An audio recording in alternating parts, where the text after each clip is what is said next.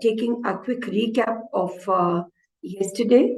And before we are taking this recap, we are going to request our tech team, can we please play the promos of the countries? So if you allow me, so I can share my screen, so I can share from my side the countries promo, in which we can share with the world, we can share with our audience, we can share with our online people which are watching us live this conference, so they can see that how much we are bigger and what are the footprints and what are the dashboard of this conference this time in 2024. So, Hamid, can I share my screen, please?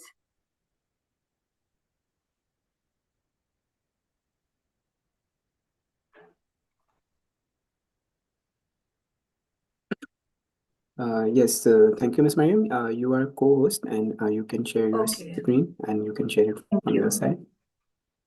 Thank you so much.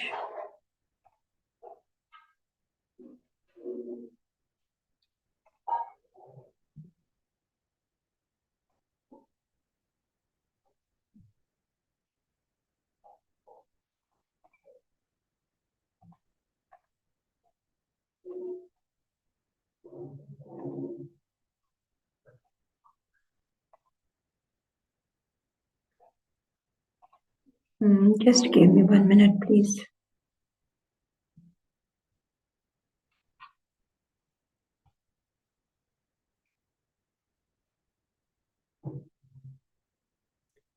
Tech team, I yesterday shared this video with you, please. So because this is not in my folder right now. This is the countries promo. It's a video from my side.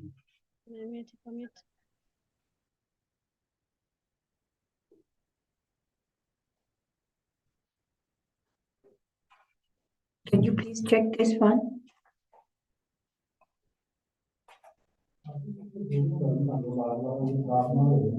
Yes, ma'am, checking. Okay. Okay, yes, I got it. Thank you. This is with me.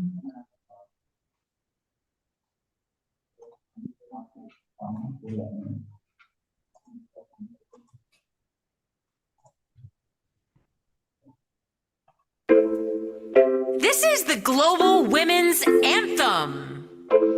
Let's sing it together. It's easy. Just repeat after me. Here we go. I say across the continents. You say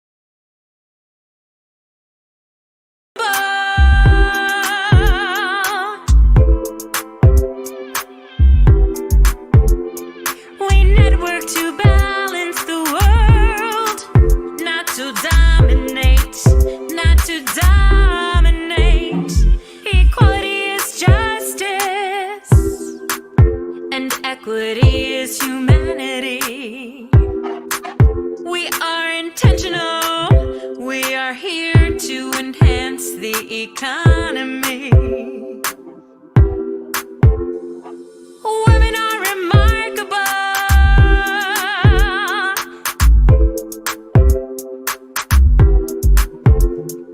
In leadership we thrive.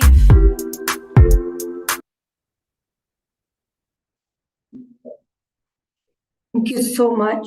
And these promos and these anthems of the Global Women's Development Network and International Women's Day Conference is written by one of a very dear colleague, Junwa from Nigeria. And this is these songs are sang by our again very dear colleague. This is Jenny Carrington from USA. So this is a great tribute to all the women from two of our colleagues. So my co-moderator today, this is Nida Akram from Pakistan. So Nida, kindly come on the floor and we can introduce to the audience, and we can call our today's first colleague and speaker for the recap of yesterday. This is Queen Noshipo from South Africa.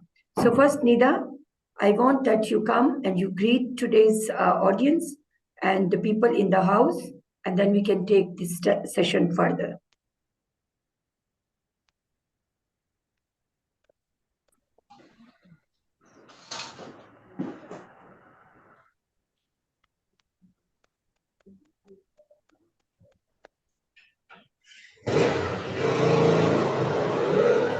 Dear tech team, mute the rest of the members.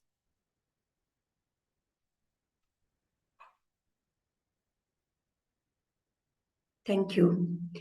So Nida, can you hear me, please? Okay. International Women's Day Conference is covered with the 13 plus development sectors, and these sectors are distributed among very passionate professionals, and they are heading these sectors not only because they are in these sectors, like they are from education and they are with the similar backgrounds.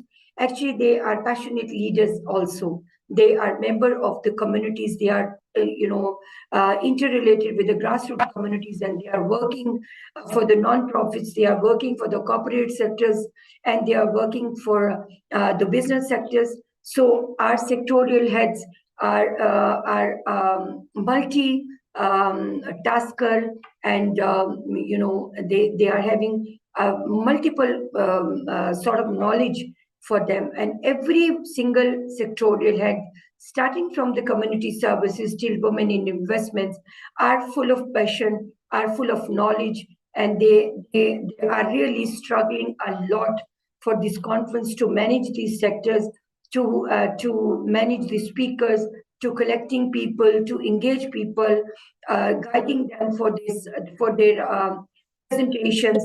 And I think so it's a big salute to every sectorial head today. I must say that the sectorial heads done a great job behind the scene for this IWDC 2024, along with the technical teams, along with the social media teams, along with the research and development teams, are all fellows and volunteers. I think so sectorial heads are also done a great job too, because if we have a number of speakers under each sector, this is only because of the sectorial heads struggle and sectorial heads passion and their continuous support and responsibility as a sectorial head. So Nida, this is all from my side, and this is over to you. Today is the second day of the conference, and we are going to open our Women in Education, Women in IT, and ICT, and also we are going to listen from Women in Community Services. So floor is over to you.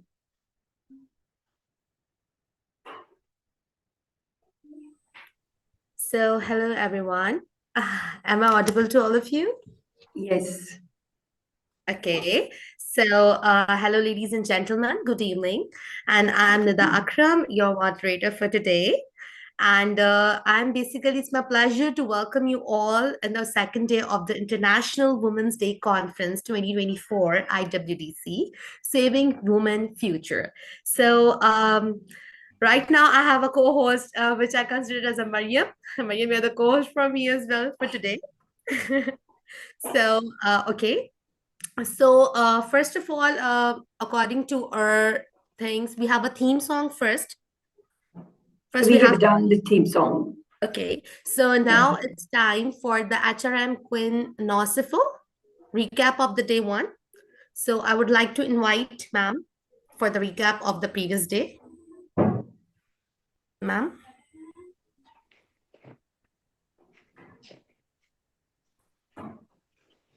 Dear Queen Nosifo, are you with us, please? Is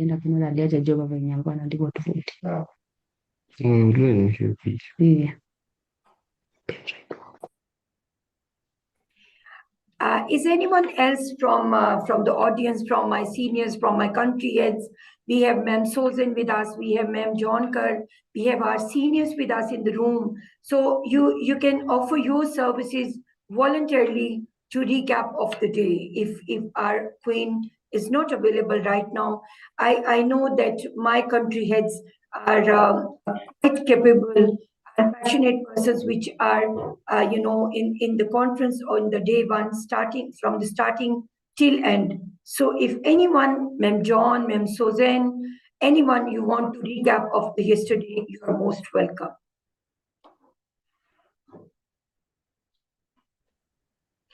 Ma'am Suzanne from Kenya, you are also most welcome for the recap. Ma'am John Kerr from Canada, you are also most welcome for the recap, please.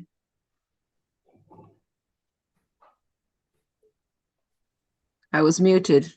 Only the computer can mute me. Hello, everyone. Yes, we know. Well, I'll take a shot at it. First of all, thank you for letting me be able to do it. I just want to reflect on my takes from yesterday on how organized and powerful it was from everything that was done, the speakers, the introduction, the organization, the moderator. It was very organized, and unfortunately, due to technical issues and climate change, some people were not able to be on the call. But that's not something that is reflective of the conference.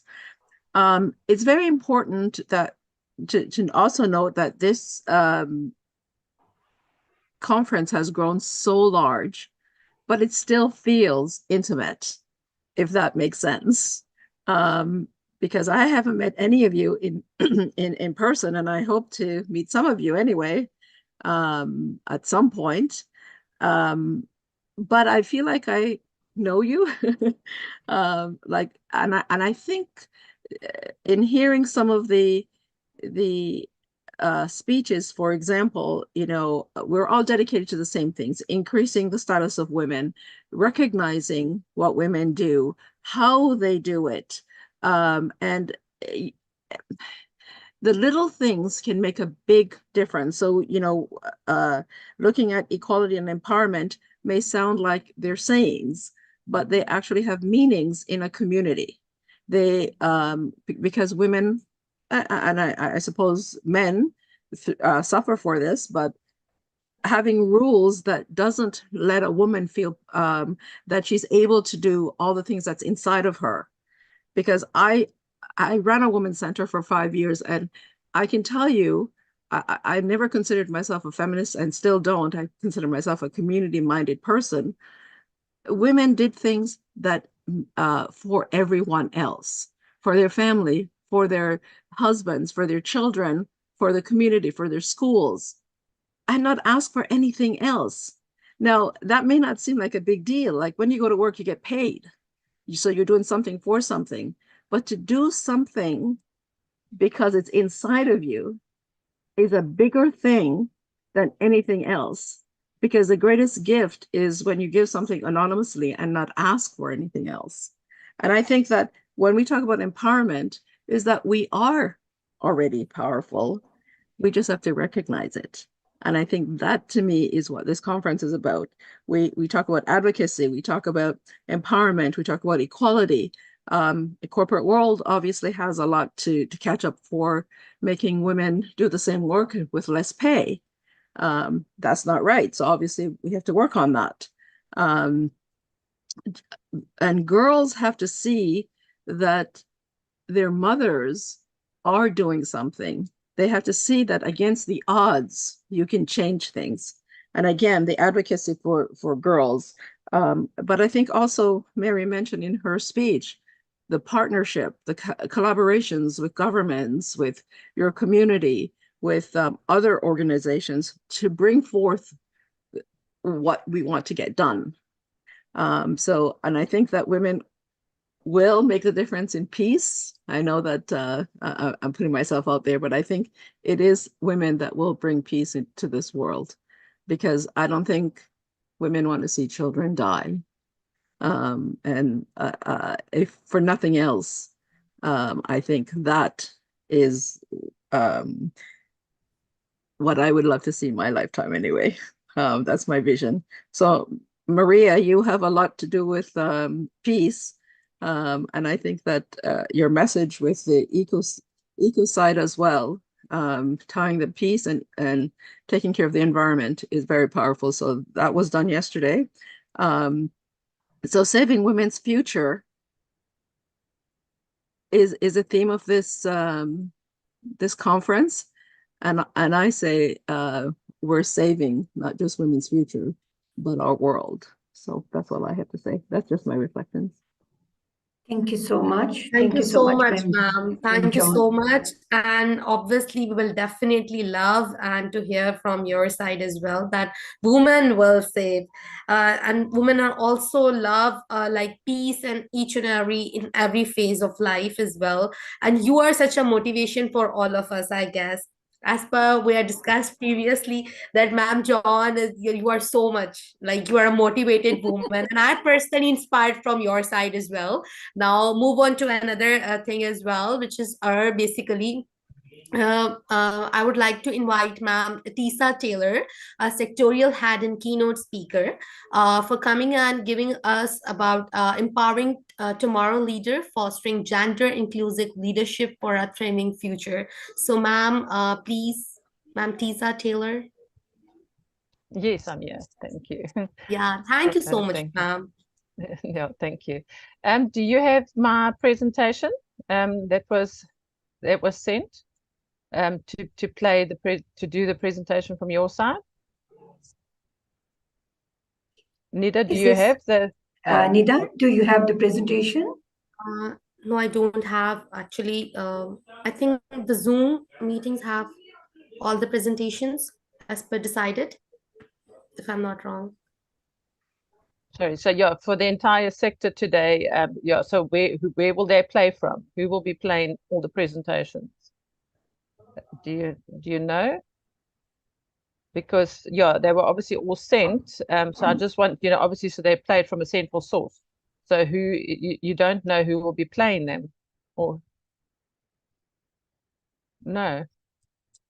Miriam, I'm not too sure who will where all the presentations will be played from, or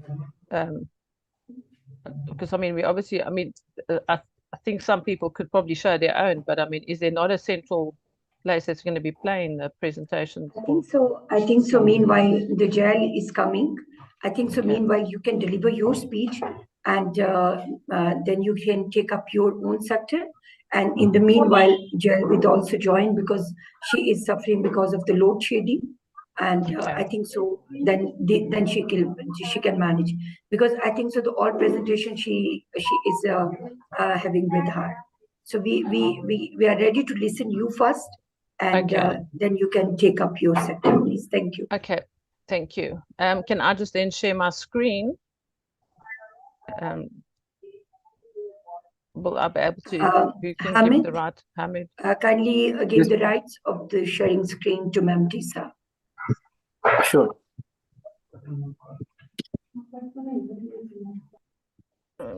Yeah, ma'am, Tisa, you are co-host and you can share your screen, please. Okay, let me just, I just got to share the screen, but share screen. Let's do yeah. Okay, can you see that? Yes, it's visible. Yes. So, all right. Okay, I just hope it's big enough. So as long as that's fine to see, then I will proceed.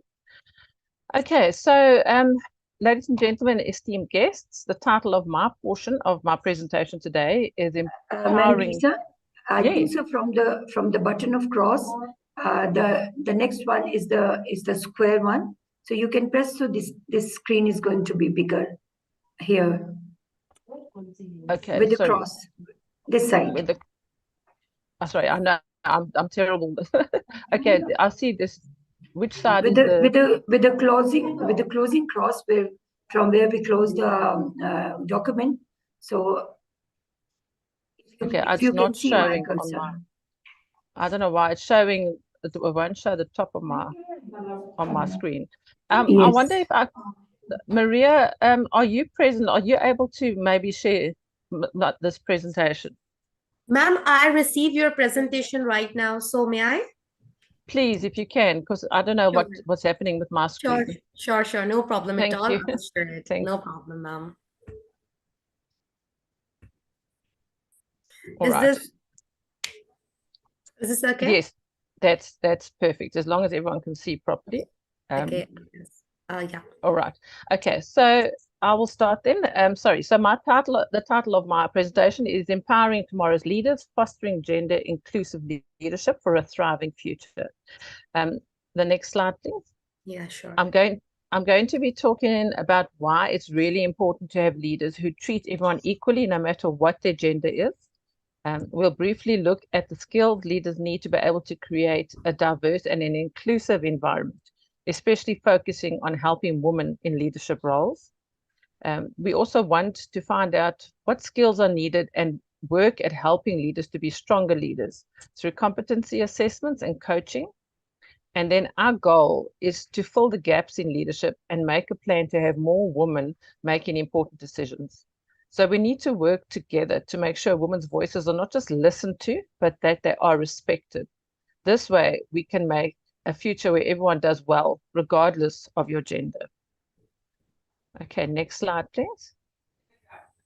All right, the importance of gender inclusive leadership. Why is it important to have leaders who treat everybody fairly, no matter their gender?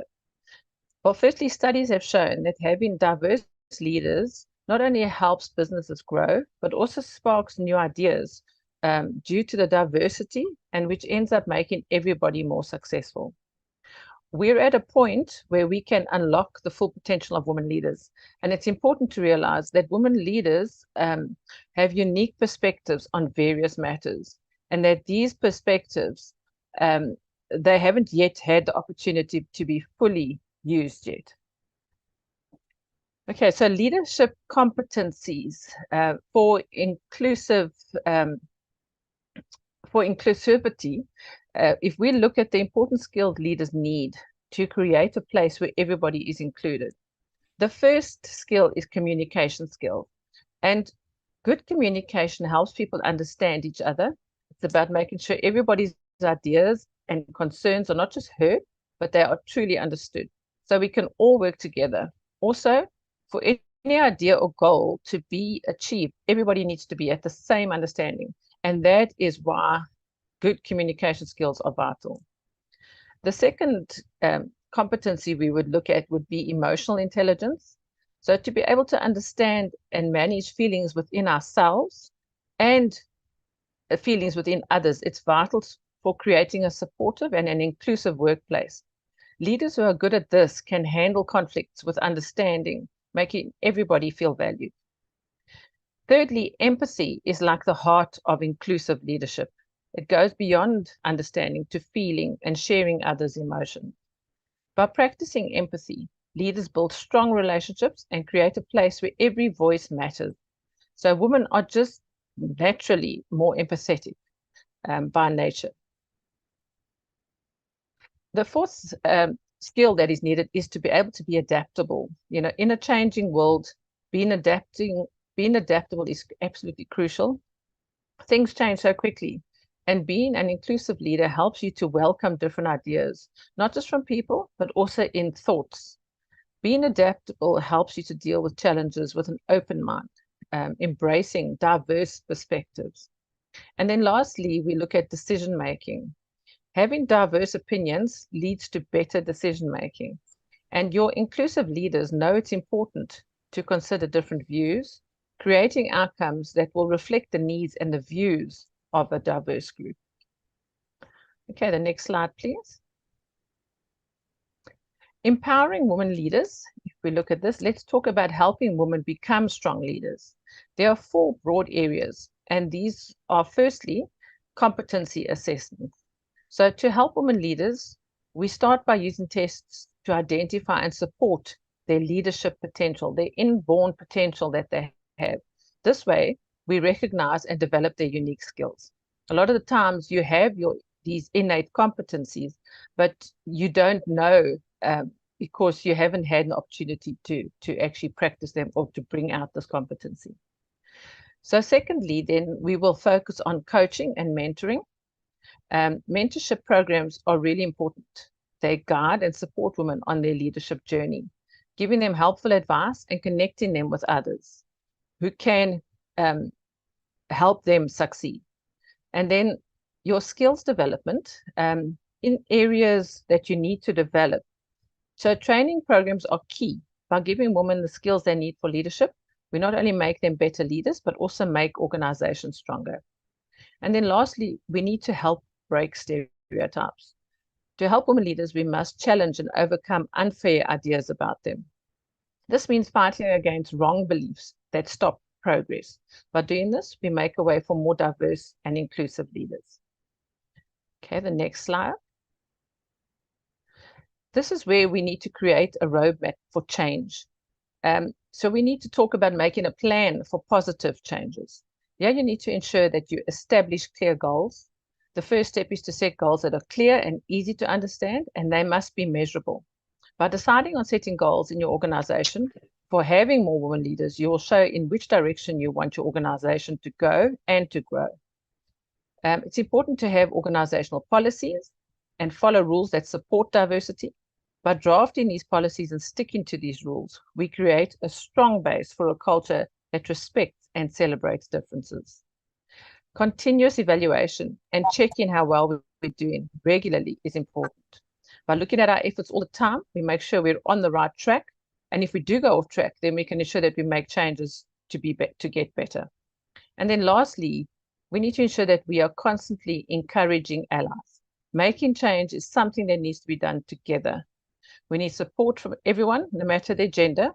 By encouraging everyone to support gender-inclusive leadership, we build a strong team working towards a future where everyone can lead.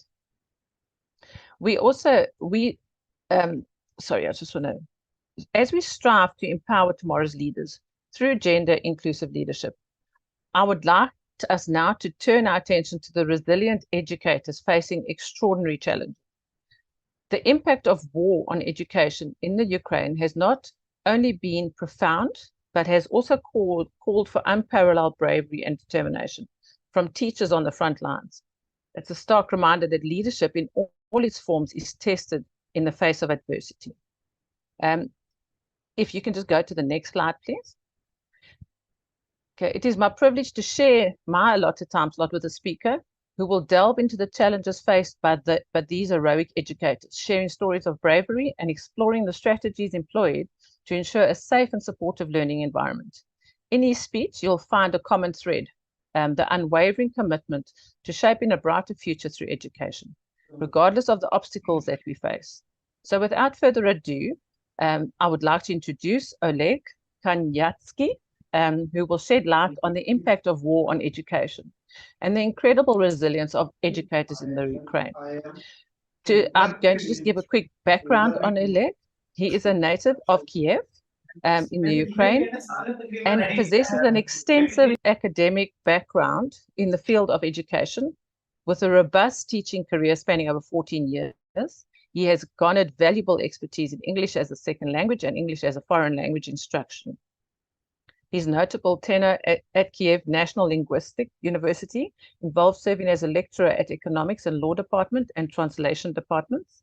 And his professional accolades include being a TEDx speaker and holding a prestigious CELTA certification, among others, indicative of his commitment to excellence in language education.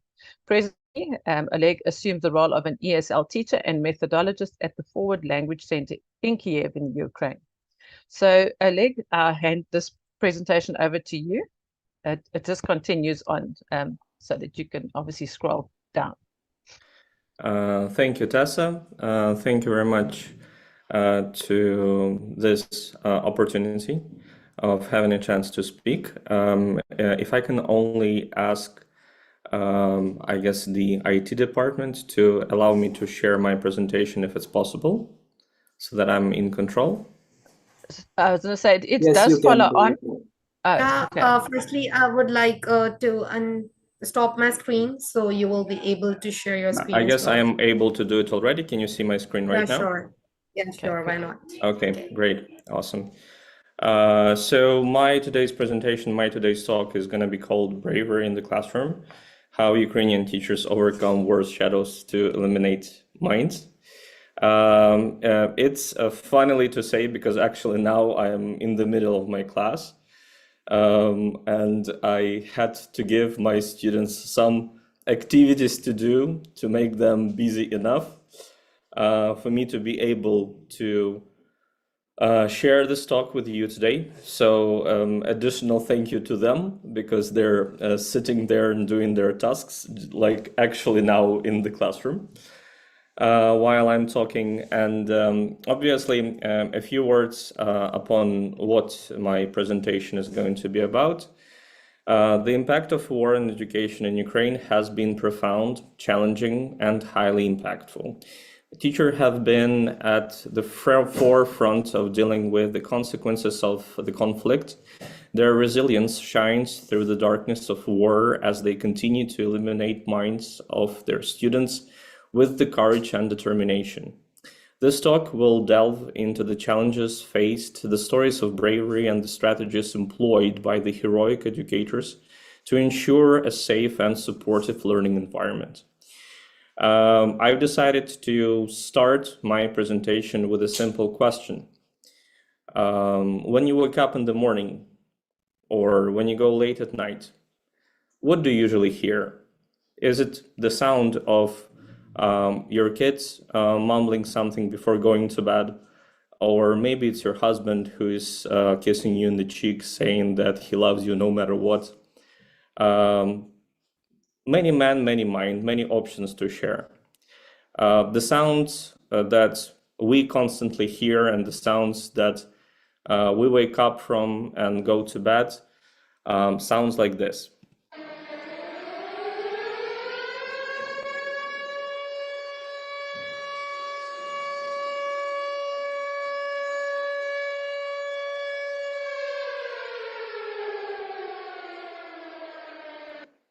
And under these circumstances, Ukrainian teachers should still wake up, should still find courage, strength, and enough of wisdom to go to their jobs and to do what they best can do to create a safe bubble for their students, a place of safety, a place where all the dreams can come true, the place where they can work and feel comfort. So these very stories are the stories that I'm going to share with you today. On this very picture, you see one of the ways how teachers in Ukraine and educational system in Ukraine has completely changed.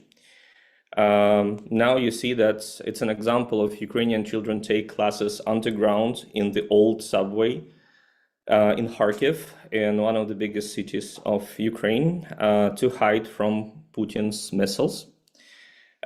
This is a full functioning school that has more than 400 children that studies there daily.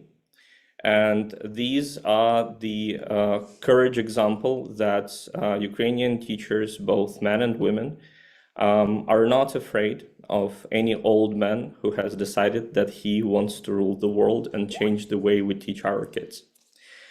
If to speak about the challenges that faced by Ukrainian teachers in war-affected areas, first of all, I'd like to say that it was about the adapting to war-damaged facilities.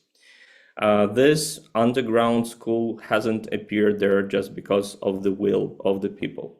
It was forced that the school was actually damaged and fully destroyed, and teachers in war-affected areas had to face some arduous tasks to adapting to war-damaged school buildings and infrastructure.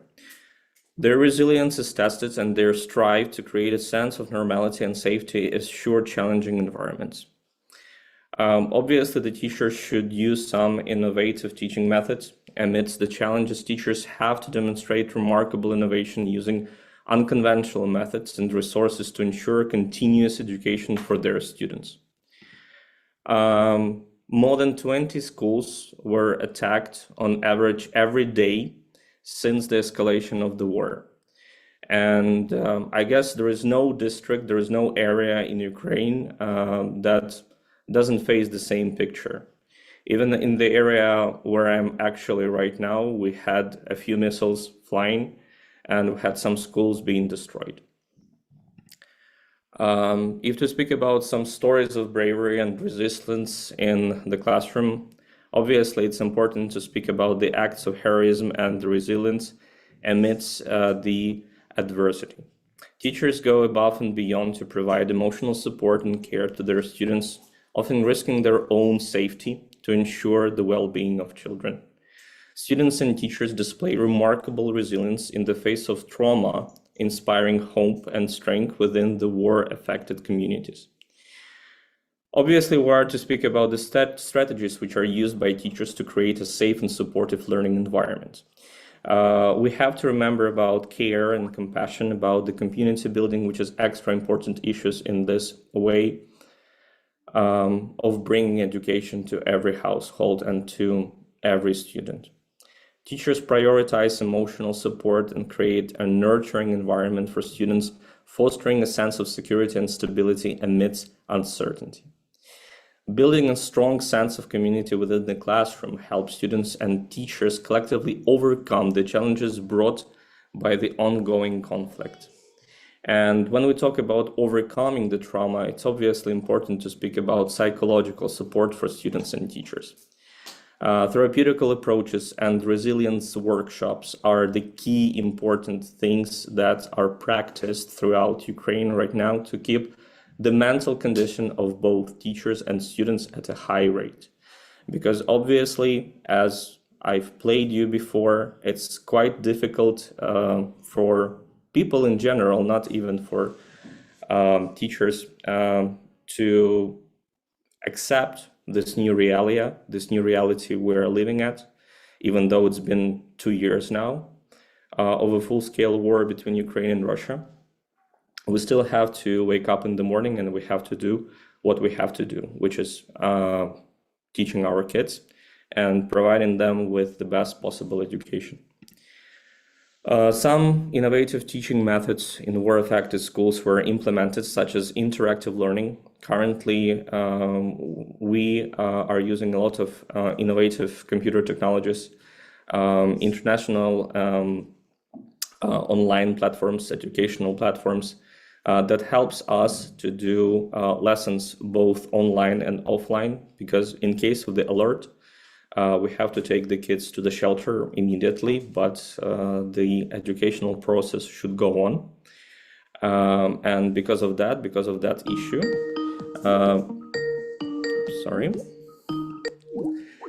because of that issue, we have to adapt our curriculum and incorporate some real-world contexts and experiences, providing relevant and meaningful education despite the challenges we're having.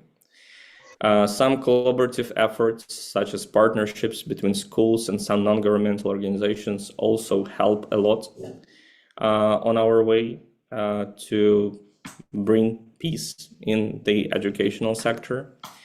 And obviously, technology is helping us a lot, and having a possibility to educate no matter what is a fruitful thing. Obviously, there are some success stories. You can see in front of you is that more than 85% is a passing rate. It's a remarkable achievement of 85% of students successfully passed their examinations amidst challenging circumstances. So they were able to pass their exams and to enter higher education institutions. And we have more than 100,000 educational materials were distributed, ensuring continuous learning opportunities for war-affected students. In conclusion, I'd like to say that there is still an importance of bravery of shaping the future of Ukraine's educational system. And two key words that I would like to leave with is our education system, our Ukrainian teachers, both men and women. We're still here. We're still fighting on our personal front line, which is teaching no matter what. And we do want the world to be with us in this path, on this path.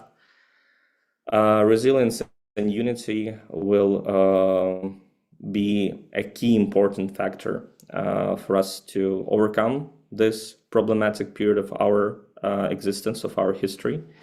And with the support of the world and with the support of such a great group of people like all of the today's presenters and people who had decided to visit this conference, just because of having you here listening to me and for me having this opportunity to speak up to you today. I'm very grateful for this because we can deal with this only together, and unity is the key. So thank you so much. That's going to be it for me. Thank you so much, sir, for joining us at that short time period as well. And thank you so much, Tiza, to you as well. So we will continue our session again. So I would like to invite Mercy, ma'am, Mercy Gilbert. So she's talking on the topic of leadership and political participation. So, ma'am. Let me add a few more sentences for Ma'am Mercy. Ma'am Mercy is also the country head of United Kingdom with the Global Women's Development Network, and she is also working in a lot of initiatives with IWDC and with the Global Women's Development Network. So, Ma'am Mercy, floor is over to you for your today's important speech.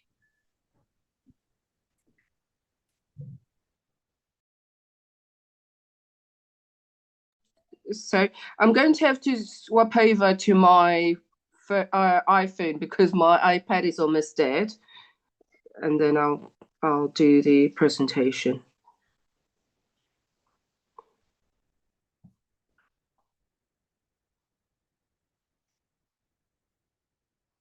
Recording in progress.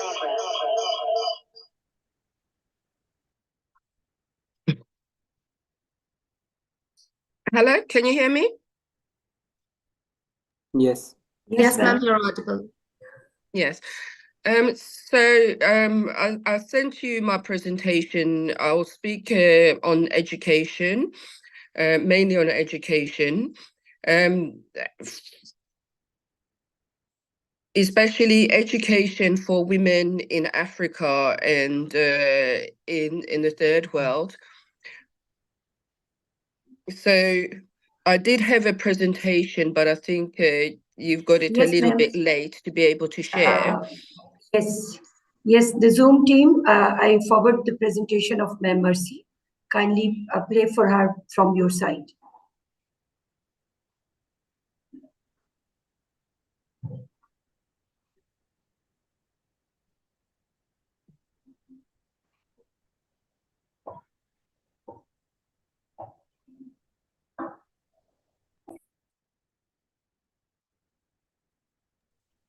Yes, Ma'am Mercy, please go ahead.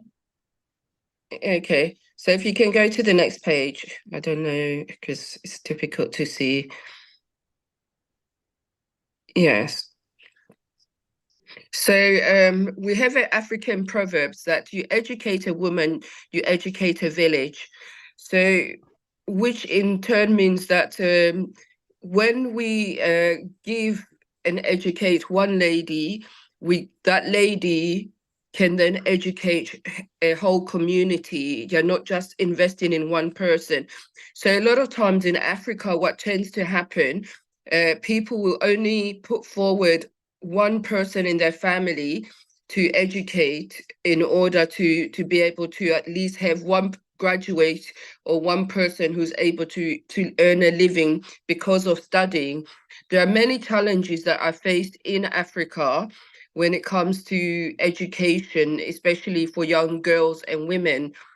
Young girls, you have two things. You have the fact that a lot of young girls, when they reach their period, they end up suffering from period poverty, and they have to now choose between being able to afford to go to school or being able to afford to pay for sanitary pads. And I think for us, it is very, very sad choice for a child to have to make, which is why you see a lot of times in Africa, you have more boys who are educated than girls, because boys don't have to go some of the challenges, and also a lot of the girls tend to be used as maids as well, rather than to be given the opportunity to go and study. So we've been working in partnership with various agencies to try to alleviate this. And some of you who are on this call, you'll be able to reach me to be able to connect with some of these agencies who give free feminine products to countries. And the only thing that countries have to do is to pay for some of these, for the shipping of the products. And these are products worth hundreds and thousands of pounds and dollars. We also I just recently went to Nigeria to launch a scholarship because I was passionate about Nigeria, particularly because a lot of young girls get raped, and there's a lot of human trafficking. And I felt it was important to be able to give young girls and women as well the opportunity to study. So with this education fund, we do two things. We give scholarships to young girls and to women, universities and master's level. And then we also work in partnership with universities here in the UK and universities in Africa and across Europe, in order to negotiate lower prices for them to be able to study, and also somebody on the other end to look after them, so that they don't suffer mental health illness, and they don't suffer from some of the issues that students often suffer when they study abroad. And I think one of the important things, when most students go to study abroad, they tend to stay in the countries that they've gone to study. And we're now encouraging these students to go back and give back to their countries. We're also working with universities here in the UK to encourage universities to send final year students, PhD and master's students for exchange programs with various countries for education.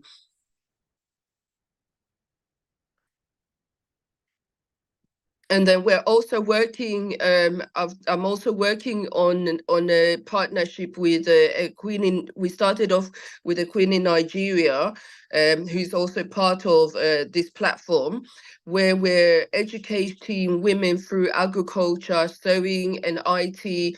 But we started in Delta State, where we've done a pilot study which costs as little as £1,000.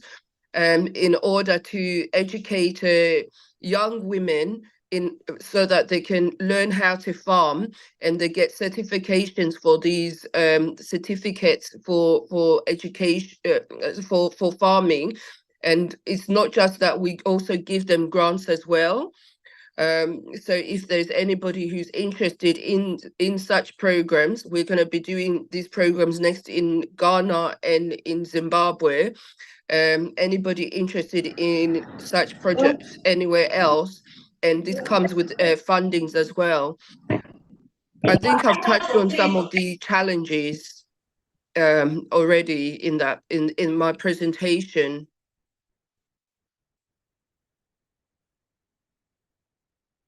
Hello? Yes, I said, I think I've already touched on some of the challenges facing students, and I've also touched on the funding part and the weaknesses and threats when students come to study abroad, and in helping facilitate some of these things, some of these initiatives in developed world. But I believe that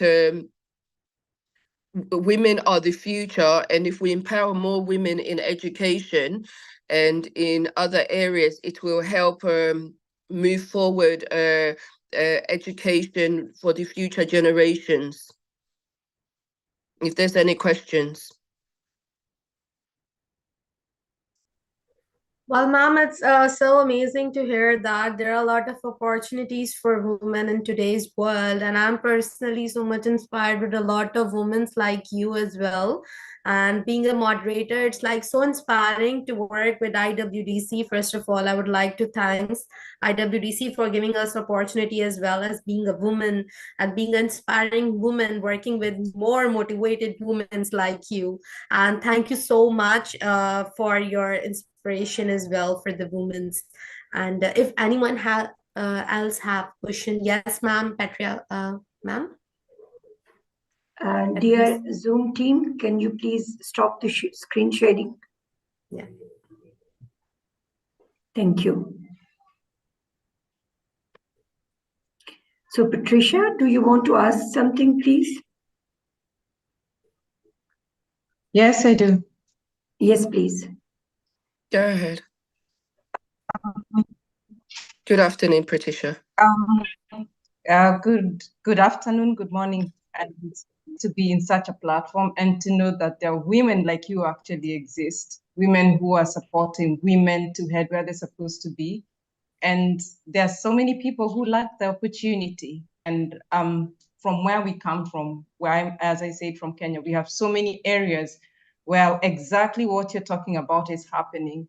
And just if you have your contact information, because your initiatives are great, and I'm sure that if you can collaborate with many other people from different parts, not I hear you're doing in Nigeria, going to, I think, basically sticking within West Africa. If you would consider also East Africa, Kenya being one of them, it would be a pleasure to be able to go in that direction. So if yes, you I'd share your consider, information. we want to work in as many countries. Okay, thank you.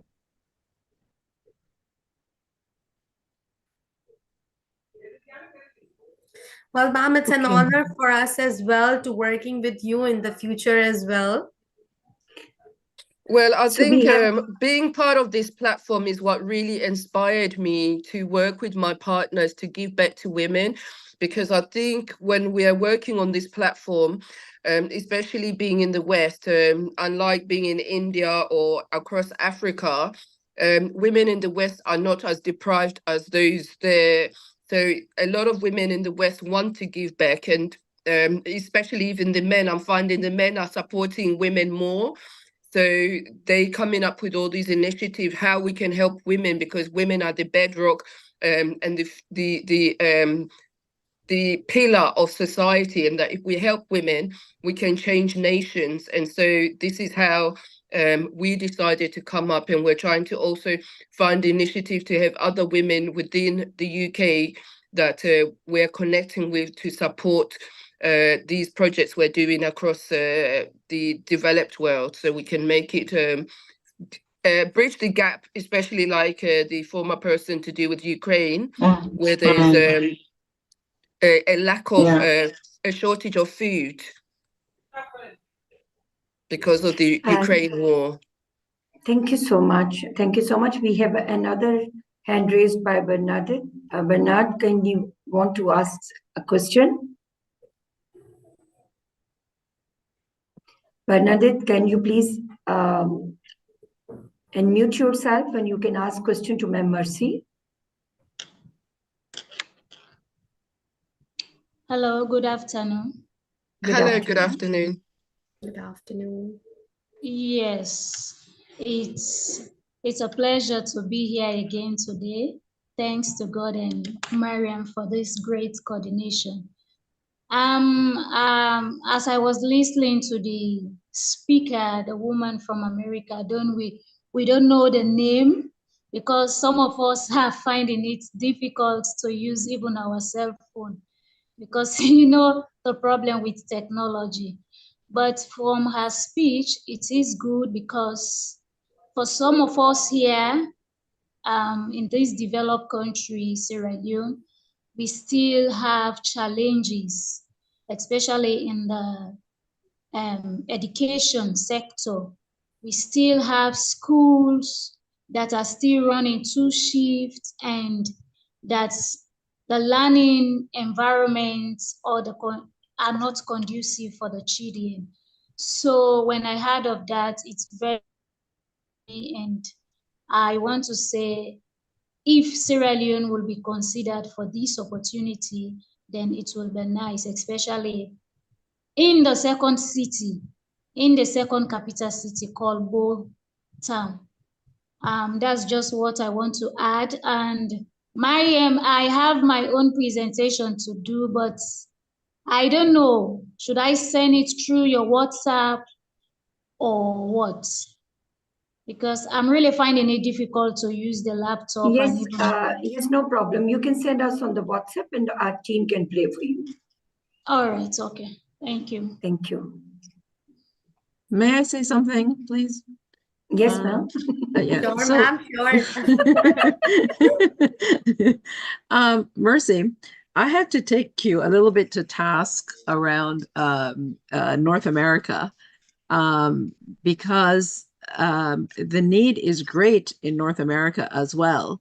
I know the facade is that everyone's doing well, and if you can work and you have the legislation that protects you in terms of equity and stuff like that. But there are many vulnerable communities in North America: the Black community, the Latino community, the Asian community. They're all almost segregated from some of the programs that are available. And I know for a fact, because I'm working with them for that, the skills to apply for funding and the skills to write proposals and to go through that whole process to make their own communities better is a huge problem. So programs like yours would also benefit North America. But if you don't feel comfortable with that, you could work with developing models and showcasing them to North America as well. Not, if you don't want to, monies, they probably can apply, but actual programs to make their lives better is also needed. So I just wanted to say that. And I like your proper British accent too. Thank you so much. Thank you. If you could send me a message on WhatsApp, and then I'll then have that conversation with some of my partners, and we can see what we can do, because we are even branching out into the Caribbean as well with our program. Yeah. I just want to say that in North America, I find that they think that helping Africans somehow make them feel like they're saints. But, there are needy people everywhere. And I'm not saying one over the other. I'm saying that we develop models that everyone can share.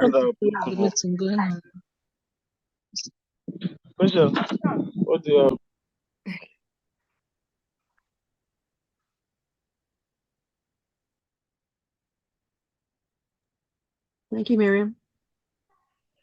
Thank you so much, ma'am. So we are moving forward to our next speaker, please. Yeah, sure. So our next speaker is Ajin Samaya, and her topic is limitation of women in advancing in higher education. And basically, she is from Uganda. So welcome, ma'am.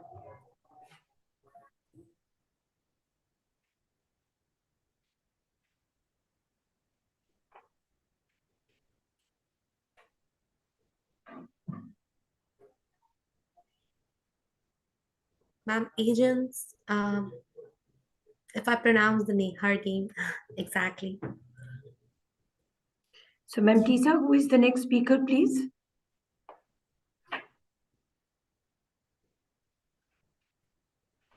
Okay, the next speaker that is supposed to be on the list is Beatrice Wonga. Beatrice, are you in the room?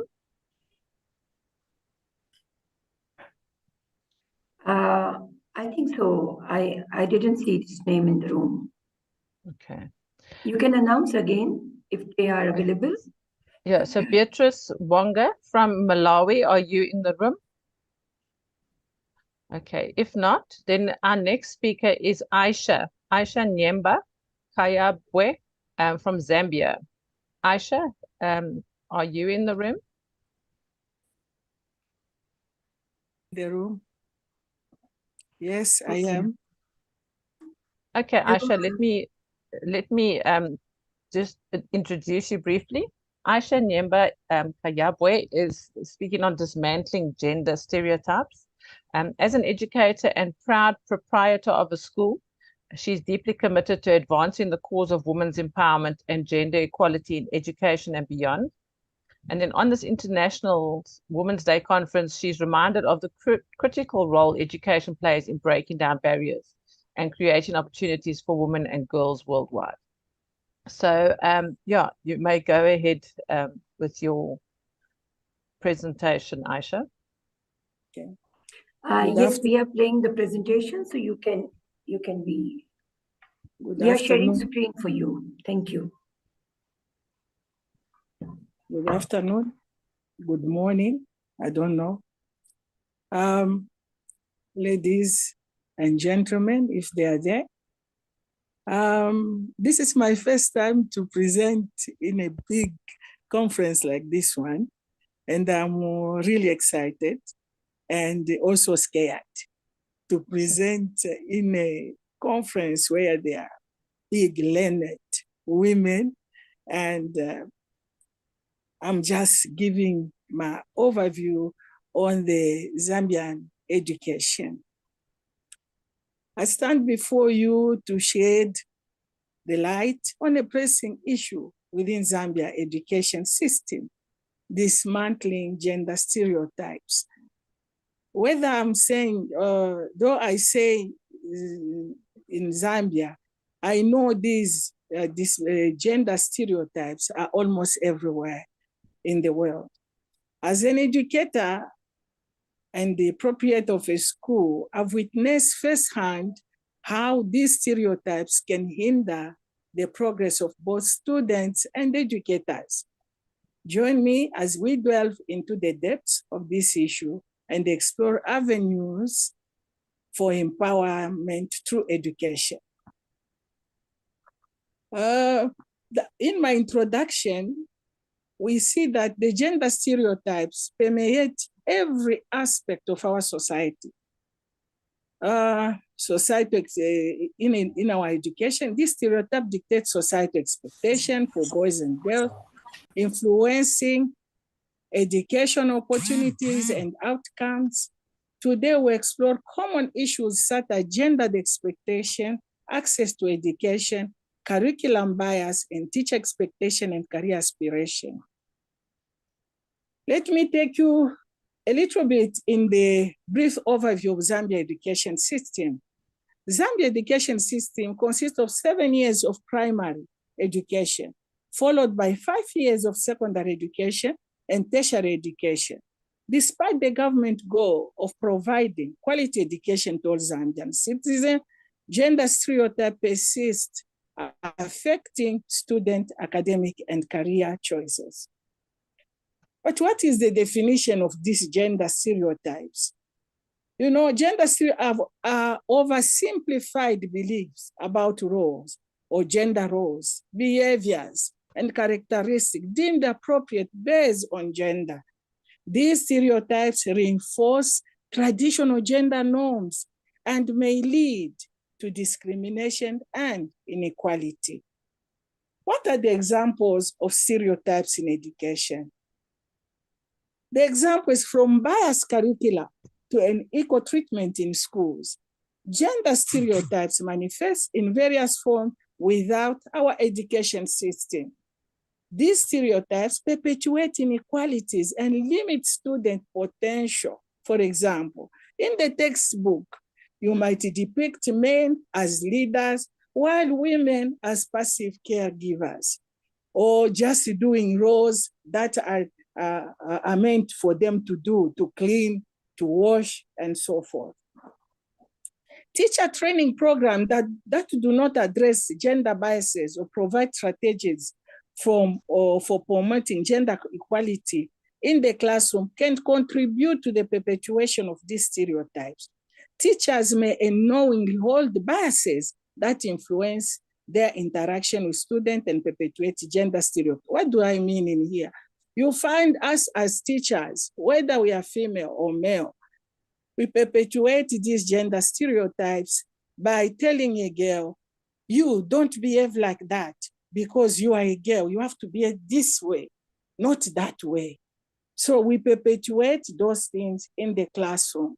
Another example, one day I was standing in front of the school and I just even dropped to some small boys in grade 2 and they were talking. And this boy was saying, me, I'm a boy. I can't do what you do, cleaning and whatever.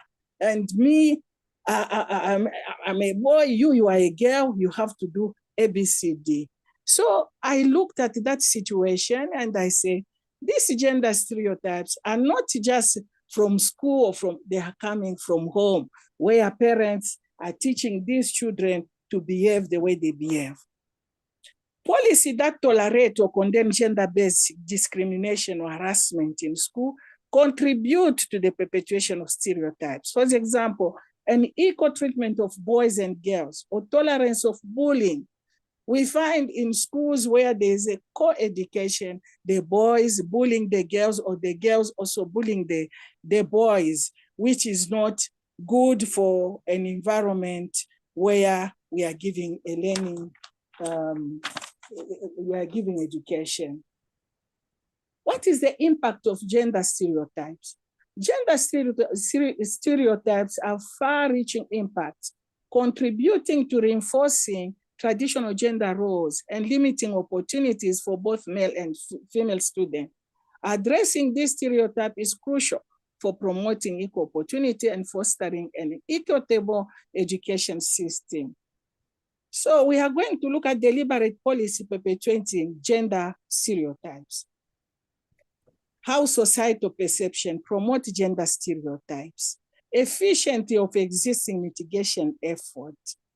Though Zambia has improved its ranking among countries with high level of gender inequalities from 167 in 2011 to 154, in 2022 out of 189 countries in the world due to enhanced women empowerment program and reproductive health services. This is evidenced by 2022 Gender Inequality Index of 0.540 from 0.627 in 2011.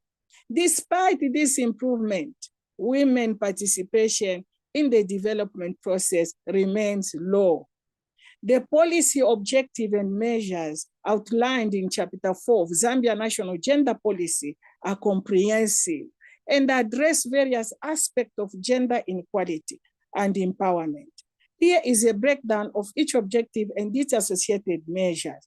Objective number 1, to eliminate all forms of gender-based violence. We have in Zambia where women kill men, men kill women, gender-based, it is just like it is a law now in our society. Objective number 2, to increase equitable access, participation, and control in the economic sector. Dear ma'am, you have last 2 minutes to sum up your speech, please. Sure. Objective number 3, to reduce poverty among vulnerable groups. Objective number 4, to increase women participation in employment. Now, what are the recommendations? The recommendation, we can say, curriculum reform, we have to revise educational materials, textbook and curricula to ensure that they are free from gender bias and promote diverse gender. Teacher training, also provide professional development opportunities for educators. And there are so many of them which you can read at your own or your own time. Please, one.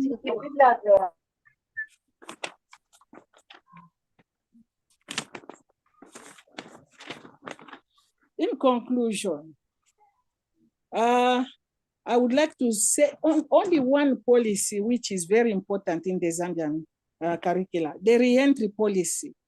This re-entry policy aimed to reduce discrimination against pregnant girls and promote their right to education, regardless of their marital or parental status. So in this one, it is a very good and significant policy, but it hasn't achieved it hasn't achieved what the government put in place. It is not effective as of now. Now, in the conclusion, I would just like to say, empowering through education requires a concerted effort to dismantle gender stereotypes and create a more inclusive learning environment. By challenging societal norms and advocating for policy reforms, we can pave the way for a brighter, more and equitable future for all. Though I didn't say a lot of things because it is long, and anyway, we are going to read it after that. Otherwise, stereotypes are things that we have to fight for us to improve the educational system of both genders. Thank you. Thank you so much, ma'am. Thank you. So Thank nice you so to much. meet you. And thank so you much, for Nida. Nida, let me conclude this presentation Yes. because it's a lot to say from Mem Dalcha from Zambia. Ma'am, first of all, thank you so much. You said this is your first time on such a big platform to present this kind of speech. So I must say that this is a powerful speech. You have a lot to say about education systems, about the changes, about the stereotypes, about the cultures, about the gender-based biases which can affect education systems. So it's a much more to say. So I think so if we have time, we must listen everything very carefully from your side. But yes, this presentation is safe with us in the presentation bank, with the speakers bank. So this is the asset of International Women's Day Conference, and you can, every speaker from any sector can take support from each other presentations. Whenever you need something, whenever you need to explore some knowledge like a library, so you can contact to IWDC team, you can contact to your sectorial heads, so they can provide such a, relevant knowledge from this kind of, the contribution, the collections, which we have done over 300 speakers in IWDC 24. So we must say you are most welcome, and you are now part of this speakers bank, and we will definitely happy to see your other contributions also in future conferences, events, and meetings also. Thank you so much. So, Ma'am Tisa, can we move forward, please? Yes, the next speaker is Dr. Daisy Galgana from the Philippines. Dr. Daisy, are you here?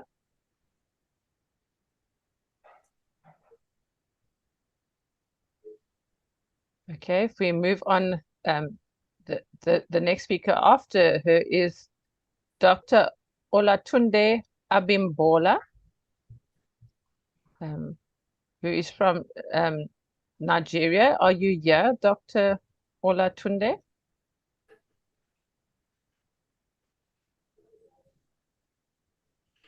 Ma'am Tisa, if we have these two speakers space, so we have the paper from Lorita. So can we give this space to Lorita to share our presentation or speech with her? Lorita, are you with us, please? Lorita from Nigeria, are you with us? If you are in the room, so we can utilize this space of 2 speakers for you.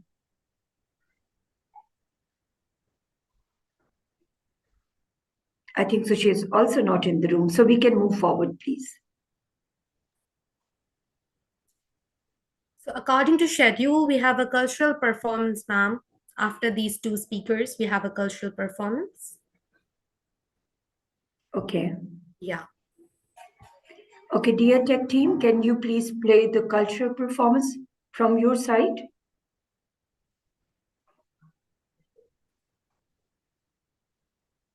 So I would like to tell it's from a Northumberland multicultural dance, which is from Philippines.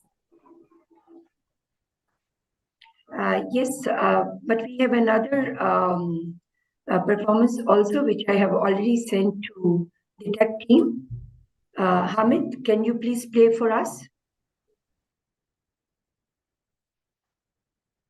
Yes, I'm checking. So, which performance are you exactly referring to? Is it share on drive?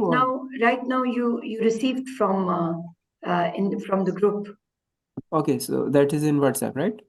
Yes, please. Okay, I'm just playing it.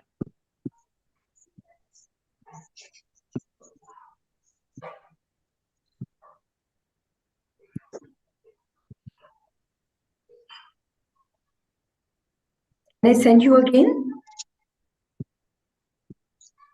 I have that. I'm just playing it. Okay, thank you.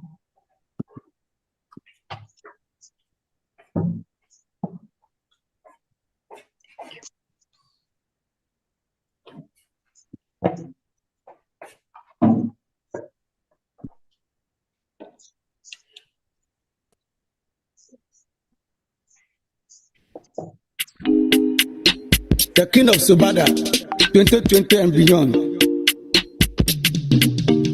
I imagine Africa will be if women are given the opportunity.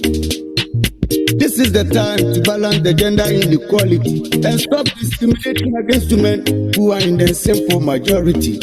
For the sake of humanity, let's give our women the opportunity, because they have the capacity to leave the continent from poverty. Africa, give women the opportunity. Africa, give women the opportunity. Africa, give women the opportunity. We are guilty of discrimination in terms of women participation. So let's invest in girls' education so we can increase their representation. Empower the African women to do their best for their nation, so because they have the capacity to leave this continent from poverty. Africa, give women the opportunity. Africa, give women the opportunity. Africa, give women the opportunity.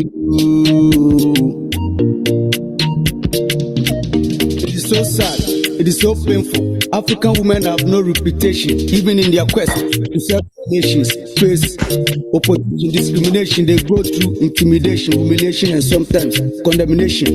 But now, let me tell you, the African woman you see is so make you give her the maximum respect. Never ever underrate the We really want to progress Africa, then let us involve them. Let's revise our lessons and change the negative perception that the place for the woman is always the kitchen, but the woman must be seen as a blessing, also as somebody who can do more things. Don't forget, what is good for goose is also good for the gander. Remember, what a man can do, a woman can do it and do it better. This is not a matter of competition, but at least there should be a collaboration. Let us involve our women in decision making and give recognition to their contribution. Africa leaders, this is the time for you to pay attention to girl child education, because that is the only way you can save the future generation. Let us collaborate and change things for the better. But if our women continue to suffer, I bet you we may not go far. The whole of Africa must think about this. My name is the African women. I wish you congratulations. Continue to shine and be the light and show the way. Make you no worry, one day will be your day. Africa, give women the opportunity. Africa, give women the opportunity.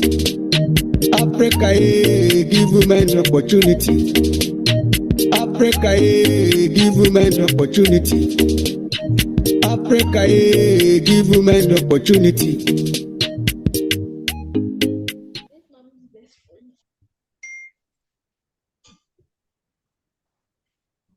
Thank you so much. Thank you so much for the beautiful song. And with this beautiful song, we are moving forward. Mtisa, who is the next speaker, please?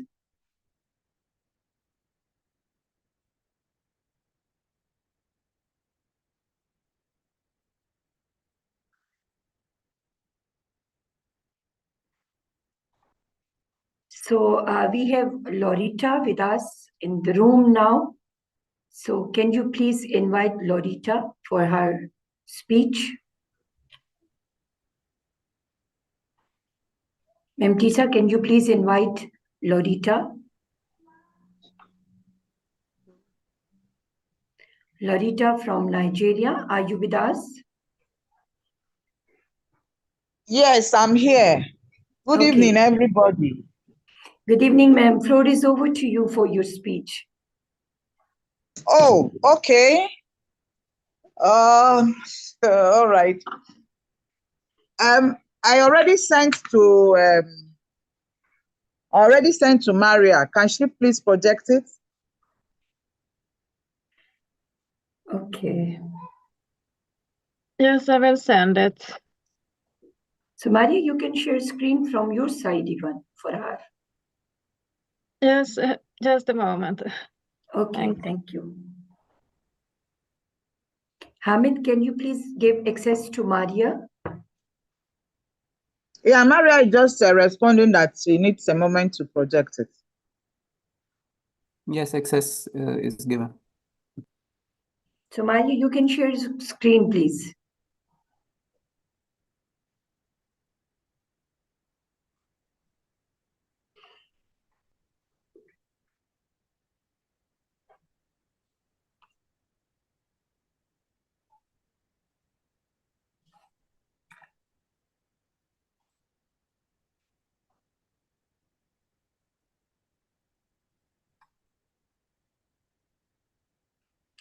I think so. This is for all. It's an announcement also. Before joining the room, you must be settled all these things before coming on the floor.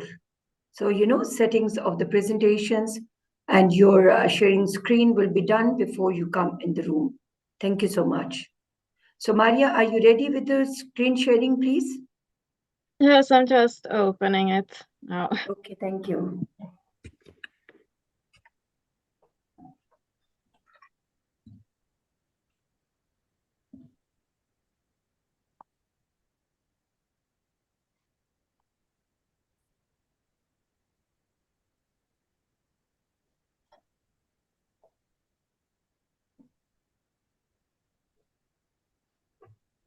Can you see it now?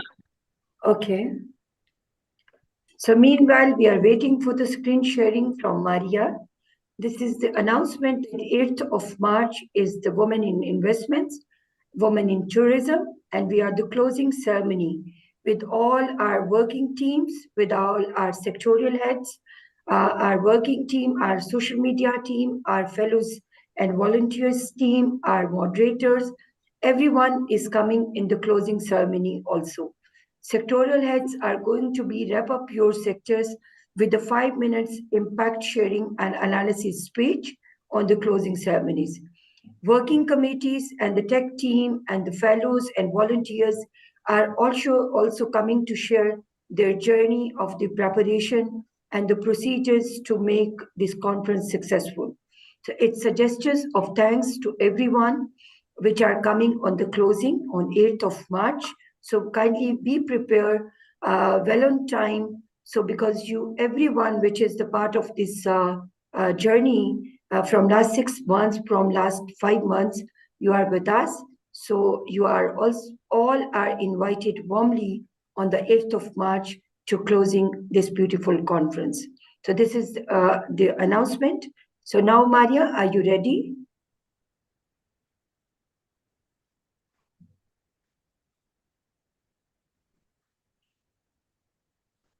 So, Ma'am Tisa, can we kindly take the next speaker? So is the presentation ready?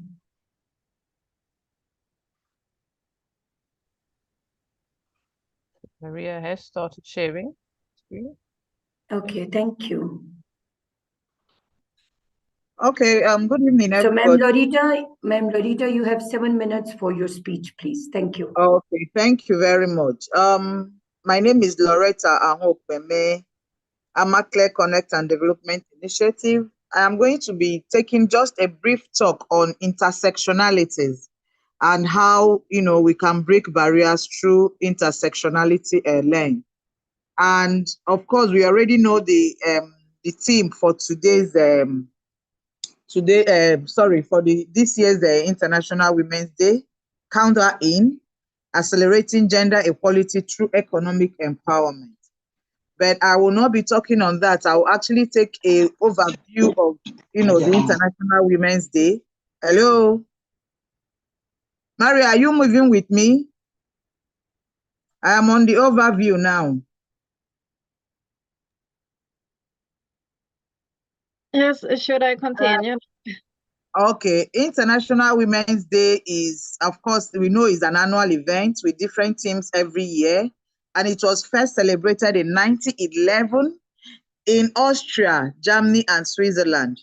And later in 1975, United Nations celebrated it. And in December 1999, the United Nations adopted it as a UN day that has to be marked globally. And it is actually to create awareness about gender equalities, especially the women angle of it. Everything that happens to women need to come into limelight, and we need to understand, things that are happening to women in different perspectives.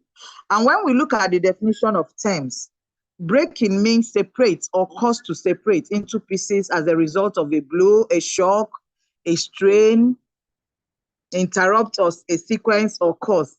And barriers is anything that borders or causes obstacle or barriers or obstruction in our ways of doing things of anywhere. Intersectionalities are those different forms of discrimination that we suffer in different areas. Hello, are we moving with me? The slides are not moving. I'm actually in definition of terms now.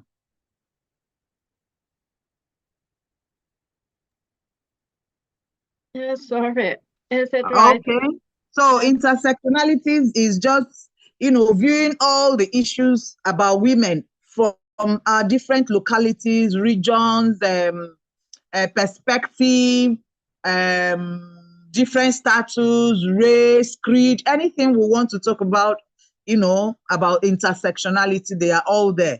And how are we going to view our issues of women from all those different angles? That is what intersectionality means.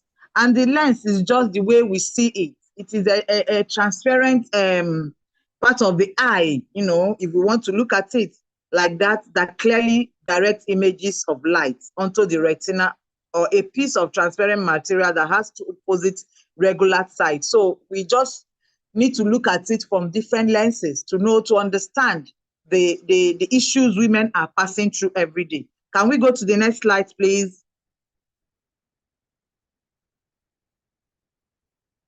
Next slide is just a visual, showing different aspects of intersectionalities. And then the next slide take us to, all these slides stated out: sex, race, religion, age, disability, sexual orientation, gender identity, ethnicity, social origin, and status. What is sex? Sex, of course, is me and you.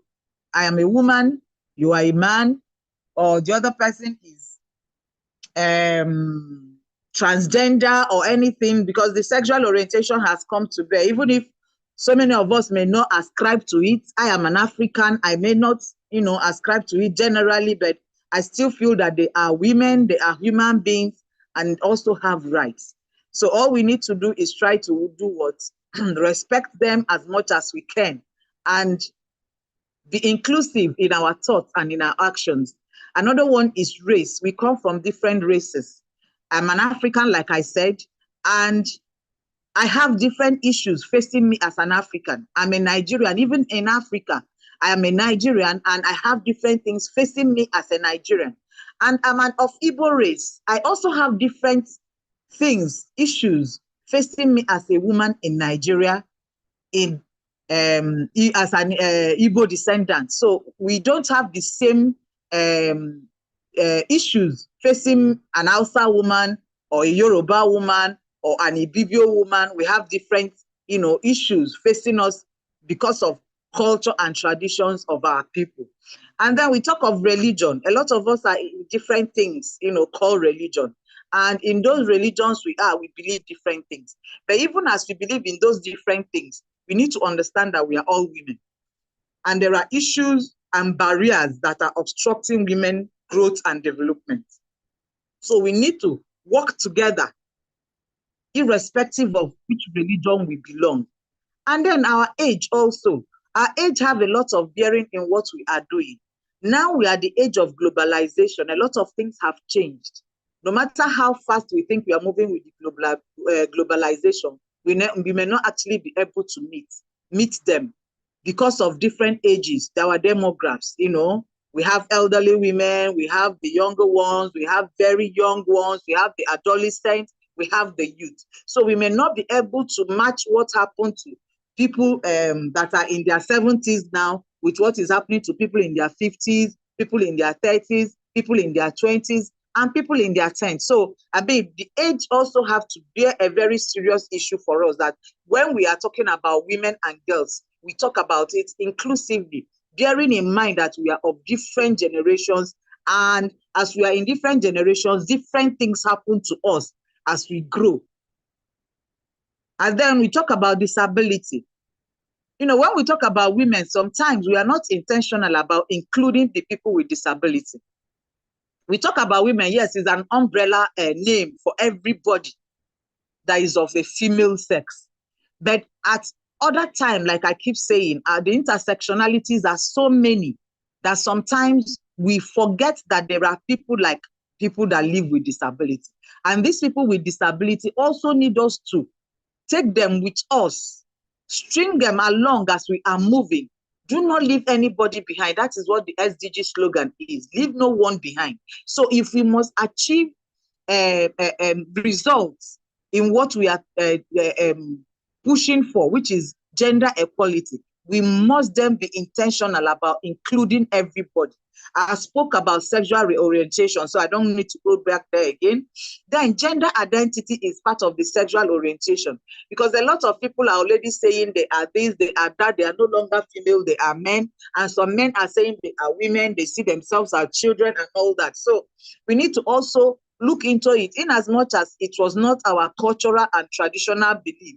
But those people also have, rights, in as much as my religion may not accept it and support it, and I may not also personally support it, but that does not mean that I should count them off, that they are no longer humans. They are humans. All we need to do is flow with them and see if they can also see things from our own perspective. And then ethnicity. Ethnicity is more like the race I have talked about. I am Igbo, somebody is Ibibio in Nigeria, somebody is Yoruba, some is, okay, even when I talk as African, you are Uganda, you are Kenyan, you are Ghanaian, you are Malian, and all that. And of course, when I go to globally, this room is full of different races and ethnicity. So we also need to look into the tradition and culture of these people and give them time to understand where you're coming from, and also try to be in their own shoes, showing empathy that yes, you understand, that you may not completely understand them, but at least you can give them that patience and understanding to come to terms with what they are feeling. We are feeling different things and we are faced with different things. And then we talk about social origin and status. When we talk about social origins and status, so many of us come from, nowhere, and then we are up there. that does not mean we should also forget where we are coming from and also look down on the people that are on the lower ladder. We need to move with them. We need to move with them. We need to take them on with us so that this push we are giving will actually benefit all of us. And then when I talk about barriers to equality, I'll move to the next slide. Barriers to the equality, we talk of lack of women in leadership. Yes, across the globe, women are still lacking in leadership roles. Ma'am Loretta, you just have 2 minutes remaining for the. Okay, and of course, I'm almost done.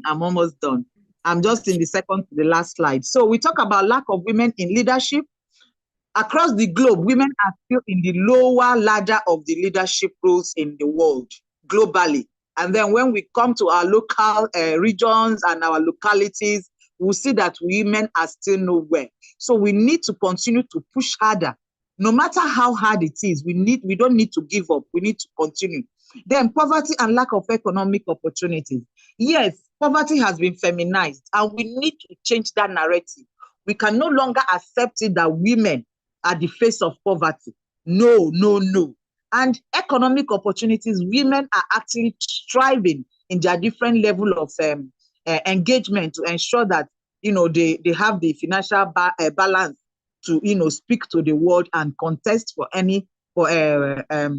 leadership role. And workplace discrimination and equalities, that one is across the globe.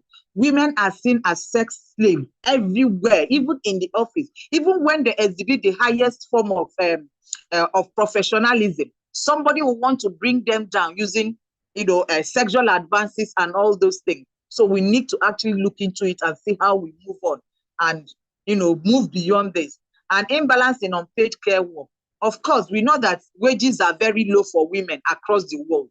But we need to also continue to make sure that we continue to push the issues of women to the front burner to ensure that we get there where we want ourselves. Social norms and cultural practices. That one is everywhere.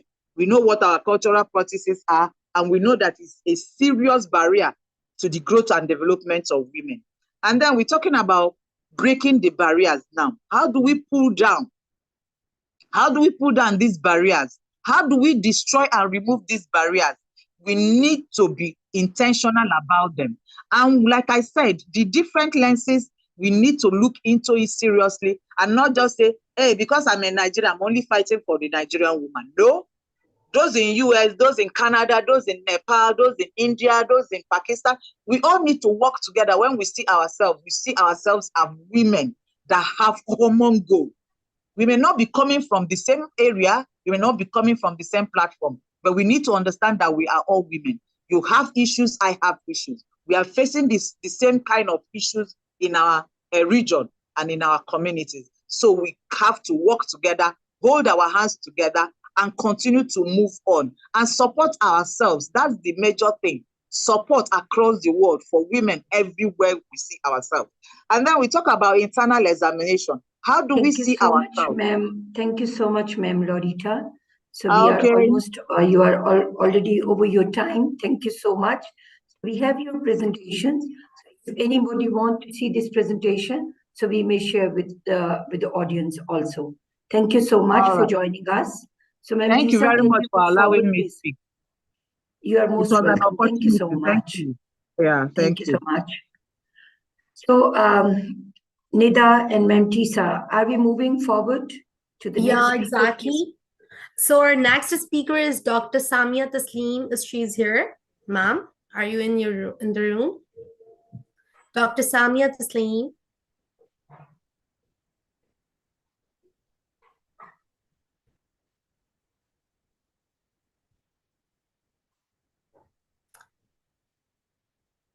I think she's not in the room right now.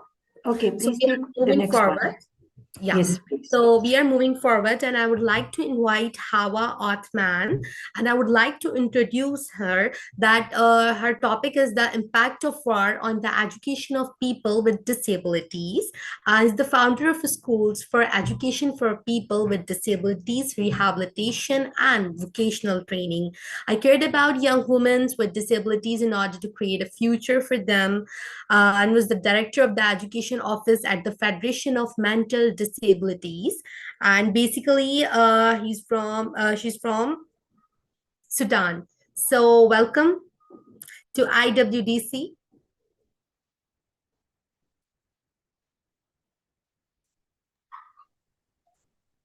Hawa Othman.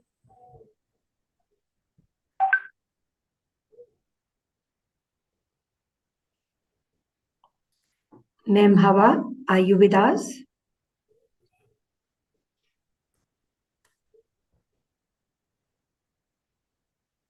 Ma'am Hawa from Sudan, are you with us, please?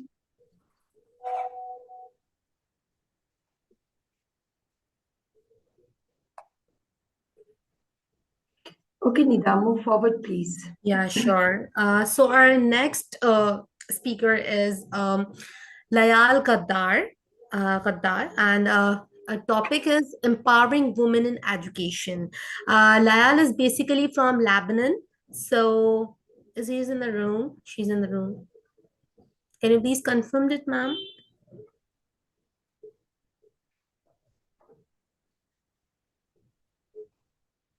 Ma'am Tisa, can you please help the moderators to search your speakers, please, and facilitate her if they are in the room? Yeah, I don't see them in the room. I don't understand. We passed the Ma'am Hawa from Sudan, and we announced the next speaker. So please, can you please check and facilitate to the moderators also? Yeah, because the next one after Layal is Maha Sadeh, who is also from Lebanon. Maha is with us. Okay, Nida, you want to introduce Maha? Yeah, sure. So Maha is basically so I would like to invite Maha. If Maha is here, first of all, I would like to invite her. She's there. Maha Shada. So our topic is about own your own narrative, embarrass, empower, and evolve. And basically, she's from Lebanon. Hello वालेकुम अस्सलाम हाँ जी आप बताएं Shri Zatasha, kindly mute yourself, please. मेरी बात सुने मैं कोई 24 घंटे की मैं शफीक मेरी बात सुने मेरी अपनी भी तो कोई असाइनमेंट्स है ना ये तो कोई तरीका Okay, so Maha Sharda, are you with us?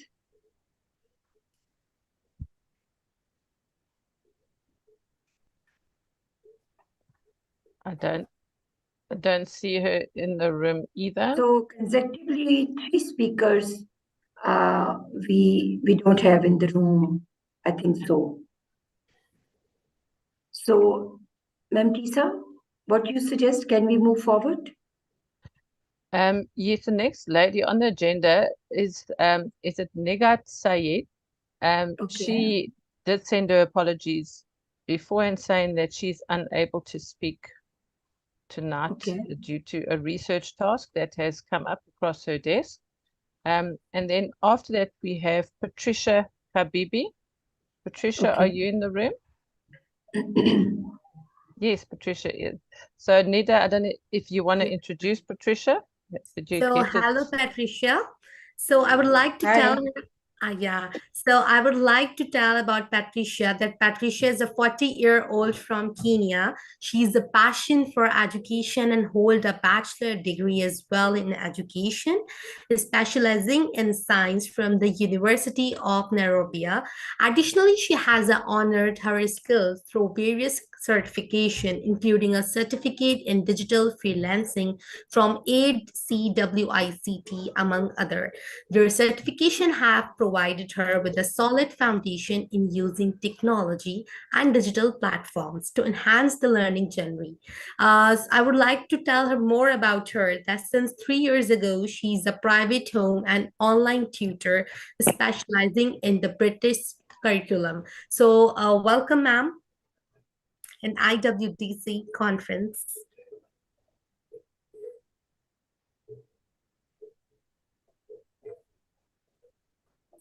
Thank you. Thank you for the opportunity, Mariam, and all the organizers. I'm excited and also nervous. It's my first time here, but I hope that I can teach you something because I'm learning like a whole lot of stuff.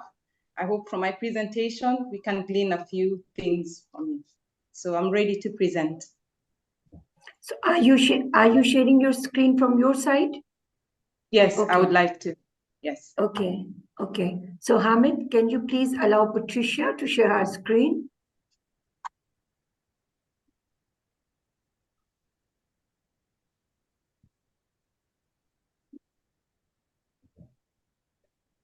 Dear Tech team, Done, ma'am. kindly allow. Okay. Patricia, you can share your screen, please. Okay.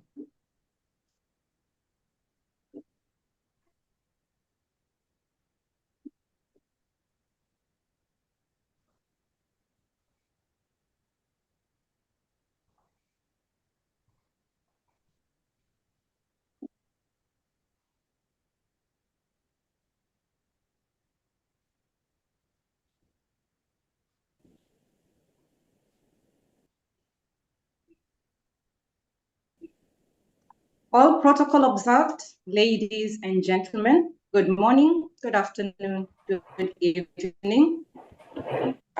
It is 6:50 p.m. here in Kenya. It is an honor to stand before you today and address an issue that is crucial for the progress and development of our society, the role of technology and innovation in advancing women's rights and opportunities in education. In today's digital age, it is imperative that we harness the power of technology and innovation to promote digital inclusion, close the gender gap in STEM fields, and leverage technology for women's economic empowerment. My contact information is on the last slide. In alignment to today's theme in this conference, Saving Women's Future, I would like to stand and shed light on a topic close to my heart, women in education. The old African proverb that was already stated, when you educate a man, you educate an individual, but when you educate a woman, you educate a generation, was a pioneer in its time for realizing the importance of women's education when men predominated education opportunities. Welcome to my presentation. When it comes to education, technology plays a crucial role in enhancing learning experiences, improving access, and promoting gender equality. In this presentation, we'll explore how innovation and technology impact women's education and what challenges persist. Gender gaps. Firstly, underrepresentation in STEM fields.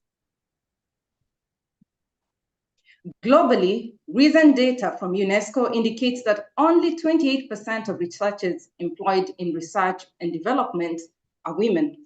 The underrepresentation of women persists in fields traditionally dominated by men.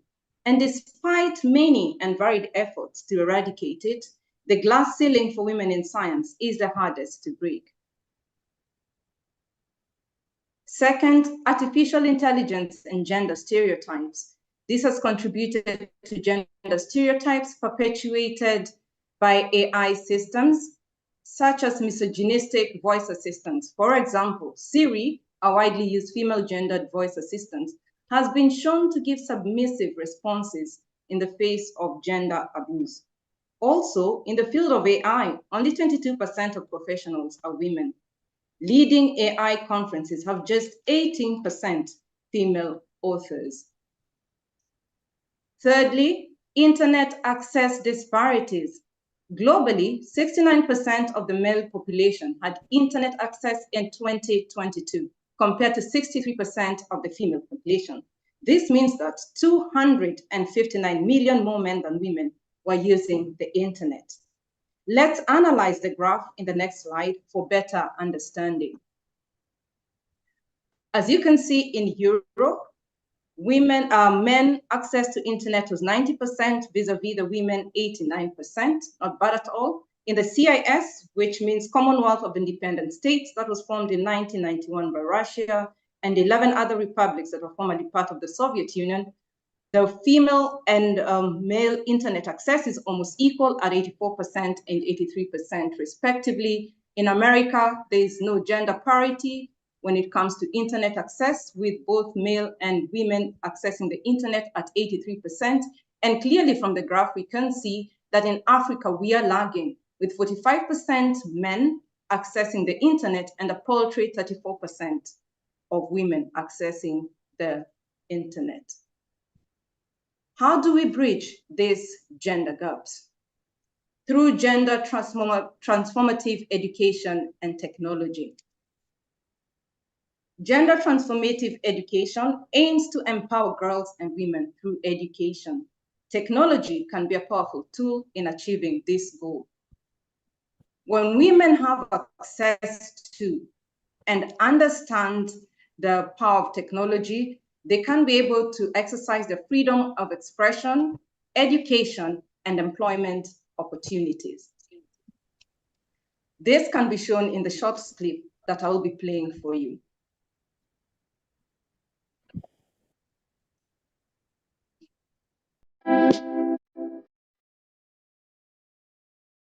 Technology gives us opportunities to express ourselves. I think girls should engage in technology because it's something good, something that can add value to their lives. If you do technology, it can be easier to create your own job. Girls who were meanwhile, as in we were always left behind, only because we are not used to the things of technology. The reason as to why girls need technology, because we all have the potential to do technology. I think we shall make the world a better place.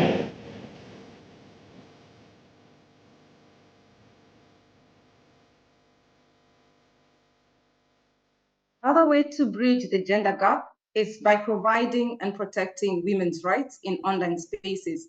Technology should provide equity, inclusion, and democratic participation.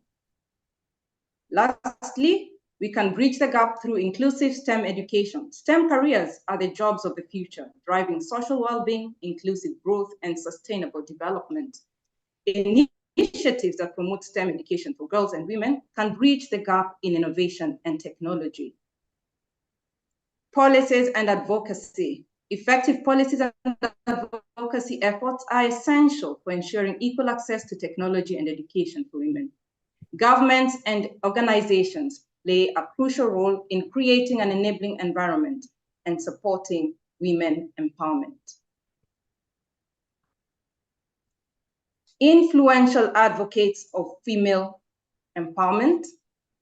The famous Malala Yousafzai, a Pakistani woman and the youngest Nobel Prize winner, supports female education through her charity Malala Fund.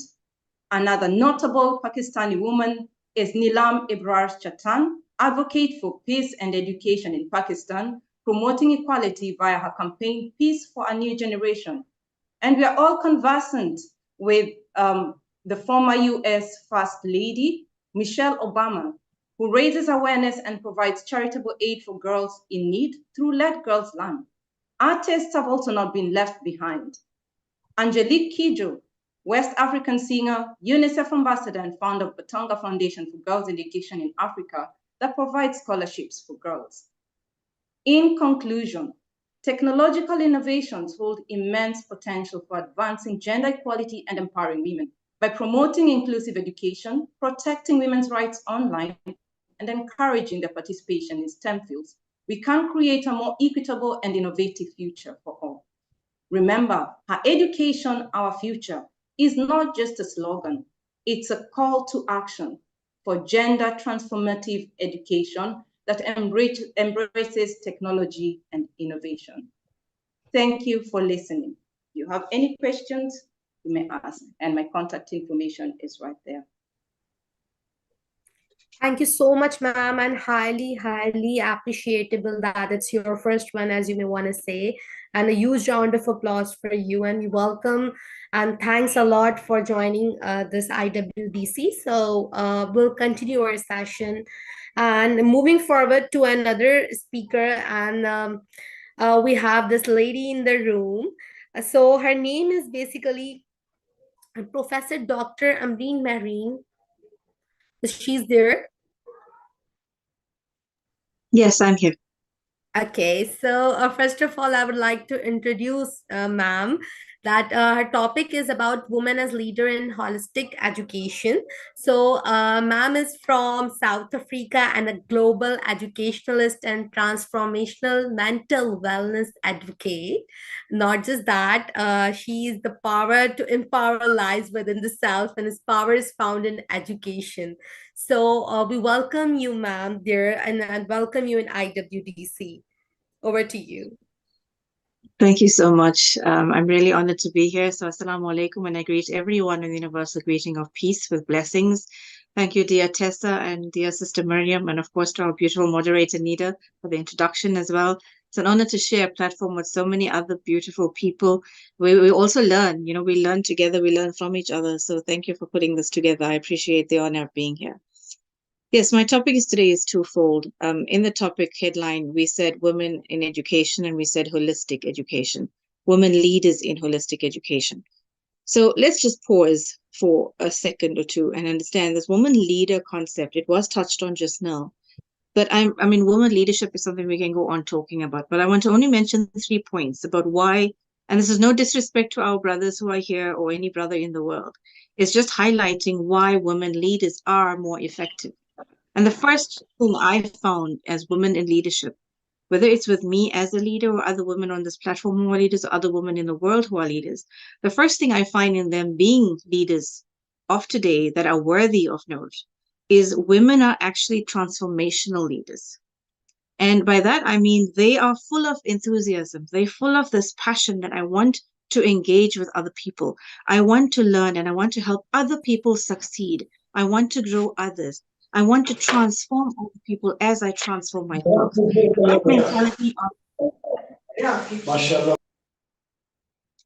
That mentality of a woman is something that makes her a great leader because she will want to build her team, correct? The second point of a woman leader who is, I think, authentic would be somebody who I think is a woman who handles crisis so good. Because women do this, right? We do this every day, sometimes all the time. We are the ones who have to come in to make crises disappear. We have to come in with a rational mindset to make sure things are handled more beautifully. And if we have to go back to the pandemic as an example, if you look at stats from that point on, you will see that majority of the women leaders at that point were the ones who were taking them to the forefront, who were becoming the frontliners and going out there to make sure people were being fed, who were being the people responsible were women, making sure that the numbers were dropping. Around the world, leaders were women who were doing that. Why? Because there is this maternal instinct of how can I heal someone? And my third point about why women and leaders are effective is because we tend to love and know how to communicate efficiently. Women tend to know how to get the point across, whether it's in a maternal way, whether it is something where I'm able to have empathy to and from other people. But either way, I know how to engage. I know how to inspire other people. More importantly, as a woman, I don't feel like I only need to be heard. I need to dictate. As a woman, I also like to listen to others. And that listening capacity to other people makes for you to be a good leader. Because being a leader is not somebody who just has to dictate and people have to listen to everything you're saying. Being a good leader is somebody who's willing to listen to what other people have to say too and engage in dialogue so that you grow together in your space. That's women leadership. If you look at the second part of my topic, which is holistic education, it is actually directly linked to leadership and women. Right now, if you look at a woman who's in a 24-hour cycle, without having a certificate attached to her name, without having a degree attached to her name, a woman in a home is already literally taking decisions with her family, with herself, with whatever she needs to get done to get the day over with. If she has 3 children, she has to take care of these 3 children. If she has one of these 3 children who are sick and who needs medication every so many hours, she's taking care of that too. But she's not a certified doctor. She's not a certified pharmacist. For her to make the proper meals for her family, she's not a certified chef. But for her to take these decisions to make sure things are running smoothly for everyone, is that not a leadership quality? And does she have to have a certificate to make sure that she is educated to do that? It is an innate quality for us that we want to holistically be well. And we are innately built in with this education system as women, where if you have to enhance yourself through the possible education sector, can you imagine then how you are empowering yourself even more? That is why I say to every woman out there, you don't have to settle for second best or less. Educate yourself to become even better, because you owe it to yourself to do that. Educating yourself as a woman and empowering yourself as a woman does not mean I'm going to be a dictator. Being a leader as a woman does not mean I'm going to lose respect for myself and respect for people around me. Being in those roles actually means it inspires me to grow in the roles I have to play throughout the day. So if in a day you are a mom, you are a wife, you are a daughter, you are a sister, and you have different roles to play throughout the day, plus you're a career woman or a business-oriented someone, you will have all of these roles to play and decisions to make in those different role plays. But if you're an empowered somebody who knows that you are a lifelong learner and want to keep learning, because educating yourself means every role I play is going to be done efficiently, then you will want to grow yourself continuously. It does not stop. So holistic education is just that. As a woman, I'm already leading. I'm already leading in my home. I'm already leading in my space. I need to now lead mentally. I need to know I am a leader unto myself before I lead unto other people as women. And as women, when we understand that, then we will want to educate ourselves and others. So now if you look into a school sector or an education sector, if you are a woman educator, can you imagine the power you hold in your hand to holistically educate these children and nurture them from a social perspective, from a psychological perspective, from a spiritual perspective? You align everything for them and develop their skills so that when they leave school, they're equipped for whatever challenges the world may throw at them. Because you are innately, as a woman, able to educate them holistically. And this is why today's topic for me was so important. Because women in leadership is not just about in governance. It's not just about sitting in a boardroom or sitting in an office. It is about what we do daily. And leadership is something that is a quality that you have to keep building on a daily basis. Not just women, everybody. Every one of us needs to keep learning. And as we keep learning, we keep building ourselves as leaders that we need to be. Because then we're able to lead others holistically. And holistically means we get everything in balance and everything on par. Thank you so much. I don't want to push for so much of time, but I'm really honored to have been here and to have shared my little bit with everyone. And I pray that someone is taking something back from what I've said and it will make a difference to others. Thank you so much for having me. God bless. Thank you so much, Doctor. It's so much inspiring as per your description and all the things as well. Thank you so much for your precious time as well. And again, we welcome you in IWDC. So moving towards another speaker as well. So another speaker we have ma'am Rosaline Florence Gomes from India. She's here in the room. Ma'am Rosaline. I'm here. Okay, so I would like to tell something about her, that Ms. Rosaline Gomes is the HOD from the Department of Psychology, the Department of Psychology in Jyoti Nivas College, Autonomous, Bangalore, India. And she is dedicated professional in the field of psychology as well, with the focus on empowerment. So welcome, ma'am, here in IWDC. Over to you. Thank you so much, Nida, for taking out time and introducing all of us and for your positive vibes. I request you to share my video first, and then I will take everybody Yes, to my... Greetings, Rosaline.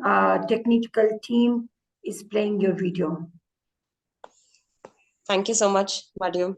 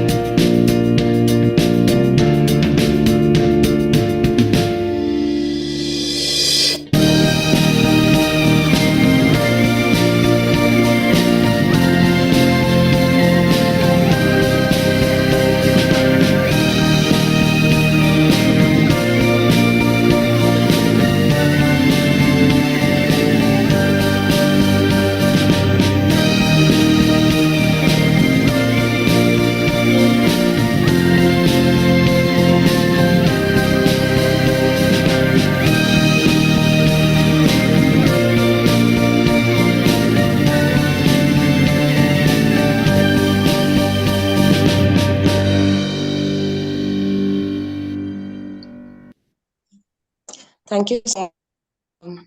So today I just want all of you all to answer some questions based on a mind mapping technique.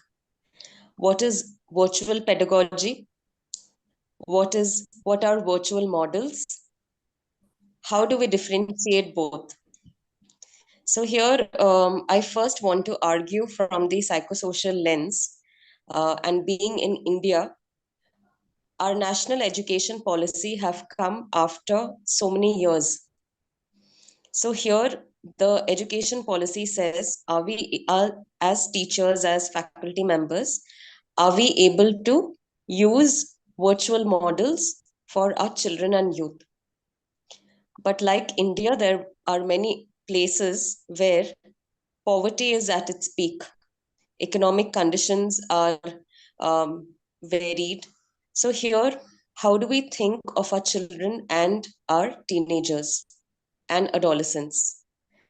So every time as educational institutions, we look at children, adolescents from the lens of grading. So if they have grading, which is first, second class, they are able to be employed. But here my argument is on, do we create virtual models for underachievers, not based on grading, but on psychosocial strengths? And these psychosocial strengths are whether they are able to personally connect with themselves and with the society. So that is what is personal development for me, as per my speech now. Personal development is something that is psychosocial, which is personal skills and social skills. As educators, as facilitators, are we aware of that?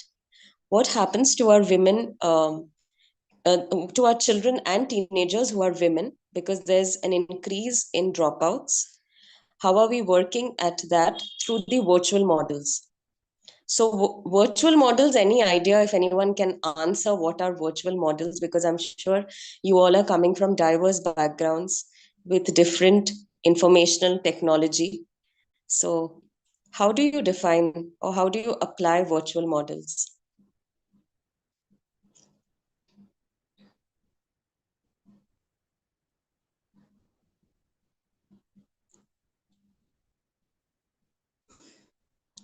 The answer is, how many apps do you have in your phone? How do you apply those apps in your day-to-day lives as educators? And educators doesn't mean educators in educational institutions, but in your own community, in your own family. So here, do you use it to guide children, adolescents, or do you use it to increase your screen time? So here, with regard to virtual models, Canva app, most of us use Canva app. What are the different aspects in Canva app? The infographics, the kind of PPT. There is something called as meme generator. So how do we apply memes in our classrooms? So the concepts do we apply to memes? Then there is something called as Jiffy models. Jiffy models is when you apply some kind of movement in a screen, and that would help in retention. So here, these virtual models are actually applicable to all of us because we all have different kinds of apps in our mobiles. How do we look at it from the strength-based perspective so that we are able to apply it to our children and adolescents? So yes, lastly, I would like to conclude that I solely believe in this model called the PERMA model. I'm sure some of you are aware of it. So when we use virtual models, there is something called as P. What are the positive emotions that your apps would emit? So with negative, what would be the positive emotions? And this is the model given by Seligman on positive psychological thinking. Second is E.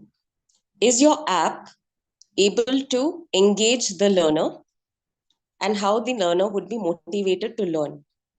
R is relationships.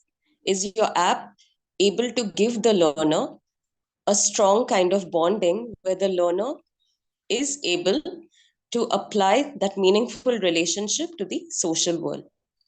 M is meaning. So the connection between a human and the application, is it meaningful? Is it productive? Or is it negative? Because does it take a lot of time? And lastly is accomplishment. If you have generated any product out of your app and you're able to present that to your students, you're able to guide them in understanding a concept, then yes, we have accomplished in the project. So here I conclude that we need to be self-reflective educators and faculty members. And if we are, then definitely it would guide our children, our teenagers, our adolescents, and especially women, especially the marginalized, and also students who don't have education in the mainstream. So how do we work together in collaboration and guide them through the resources that is available in our environment? Thank you very much. Thank you so much, ma'am Rosaline, for your precious time as well. And again, welcome to IWDC. So moving towards another speaker as well. She is Shamsa Jabeen Javed. Ma'am, are you in the room? Ma'am Shamsa?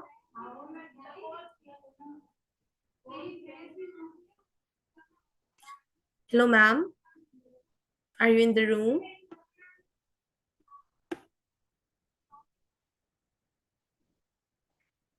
Ma'am Tiza, can you please confirm that is Ma'am Shamsa is in the room or not? I don't see her yet. No, I don't see her in the room. Okay. You can just see if the next speaker is. Okay. If she is in the room. Uzuwara, Ma'am Uzuwara, she's there? Yes, yes, I definitely see. It's Uzowara Uchenna Pretty. You are in the room.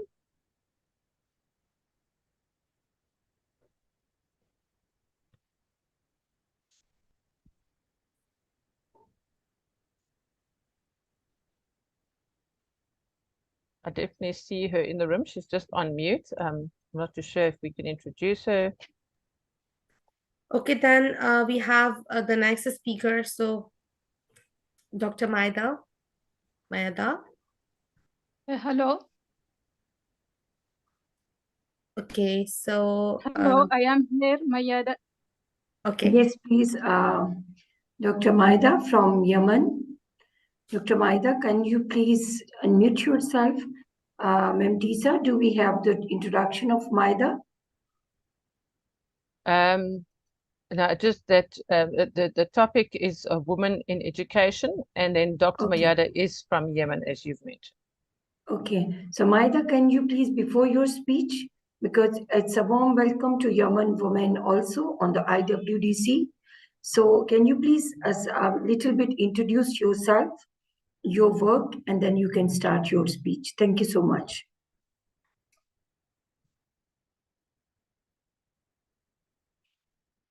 Dr. Maida, can you unmute yourself?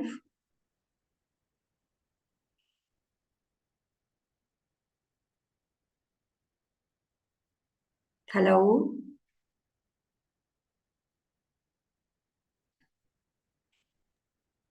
Okay, my name is Mayada Yahya Al-Haq. I am from Yemen. I am an English into Arabic translator and vice versa. I am glad to be a part of this conference. First, I would like to express my thanks and appreciation to Dr. Tamara and Dr. Maryam Khan and Dr. Samah, who enrolled me in this conference. My topic is about women in education.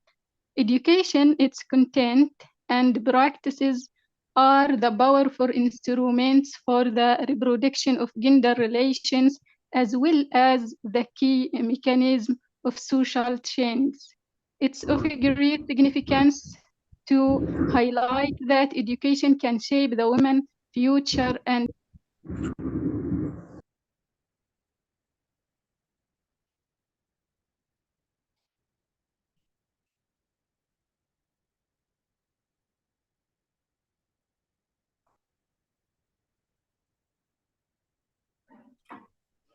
I see that you have muted yourself. Please, can you unmute and continue? Yes, please. Thank you. Is there a problem? Do you hear me? No. Yes, we can hear you.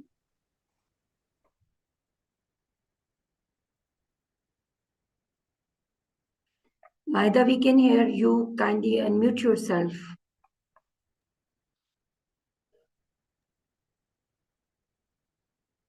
Okay, the women are required to be the barometers of education and key leaders in the development strategy of education in society. Education has remained the critical indicator of women's well-being according to studies published by National Center of Education Statistics. Women in developed countries have surpassed men at many levels of education. For example, in the United States in 2005 and 2006, women earned 62% of associate's degrees, 58% of bachelor's degrees, 68% of master's degrees, and 50% of doctorates. However, considering the progress in the developed world, women's education in developing countries still poses challenges that must be addressed with more effective measures.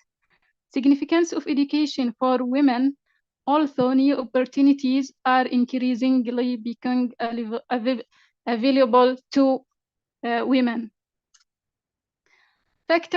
There are some factors which are responsible for difficulty of women education in traditional societies. Even in developing countries, a significant number of women in those societies are not in a position to seize them. A number of factors are responsible for the special difficulty faced by women in traditional societies such as cultural and financial constraints that infrequently result in fewer women entering into secondary and tertiary education. Women education will lead to many benefits. Improvement in women education situation will lead to higher quality of life and national economic development in a number of significant ways. Number one, higher industrial productivity. Number two, improvement in hygiene and nutritional practices. Number three, reduction of child and maternal mortality. Number four, reduction of and control of sexually transmitted diseases. Number five, effective population control. How many women are educated in the world? Despite the progress in gender equality in recent decades, United Nations studies have indicated the severity of the problems encountered in the process of promoting women's rightful access to education. Number one, of the world's nearly 1 billion illiterate adults, 2/3 are women. Number two, 2/3 of 130 million children worldwide who are not in school are girls. During the past 2 decades, the combined primary and secondary enrollment ratio for girls in developing countries increased from 38% to 78%. The factors hindering female education. There are many factors that hindering women education around the world. And I will end my speech by these factors. Number one, poverty. Poverty, this is the most factor that stop women from education and hindering her. Number two, inadequate financial resources has so far remained the primary challenge. Number three, economy plays a key role in family decisions on educational costs, including tuition fees, cost of textbooks, cost of uniforms, cost of transportation, and other expenses, especially in families with many children. When these costs exceed the income of the family, girls are the first to be denied schooling. Thank you for all listeners and participants in the Women International Day conference. This is my topic about women in education. I try to summarize the most important points that hindering women from education and supporting herself in schools and universities. Thank you very much. Thank you so much, Maya, from joining us from Yemen. And you've done a great speech with a lot of thought-provoking actions, and especially the current situation of the women in education. So I'm going to request to my tech team, kindly play one of the video which we received from the Yemen team, and they done a great job to tribute Global Women's Development Network and the International Women's Day Conference. So, dear Hamid, can we play this video? Yes, ma'am. There seems to be a problem with the video, so I guess we need to send it again. Okay.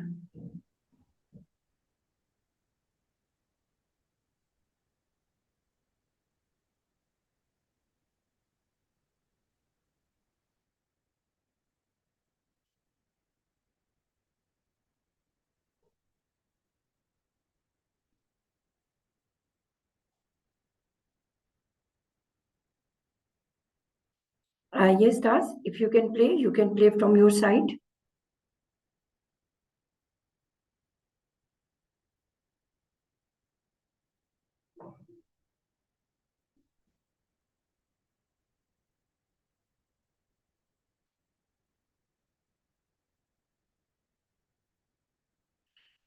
Can you put on the big screen, please? With the music?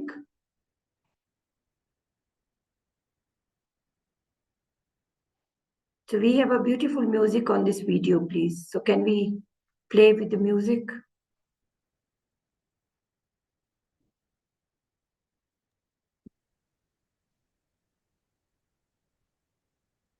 Yeah, it has. So please reshare video and check the sound box. It's on the bottom of sharing screen.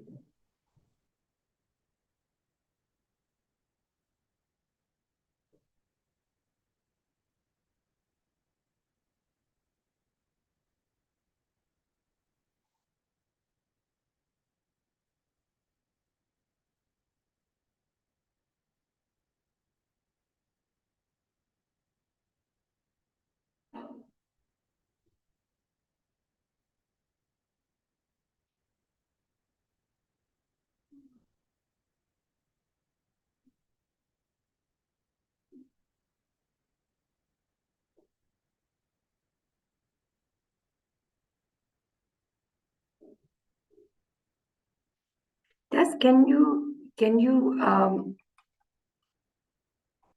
put the music also, because this is with the very good music on this video. Let me try from my side. Yes, please. Thank you.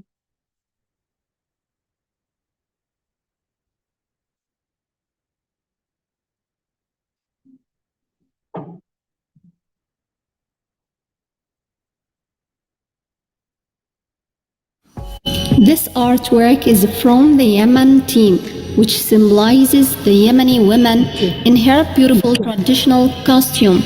It shows the extent of her ambition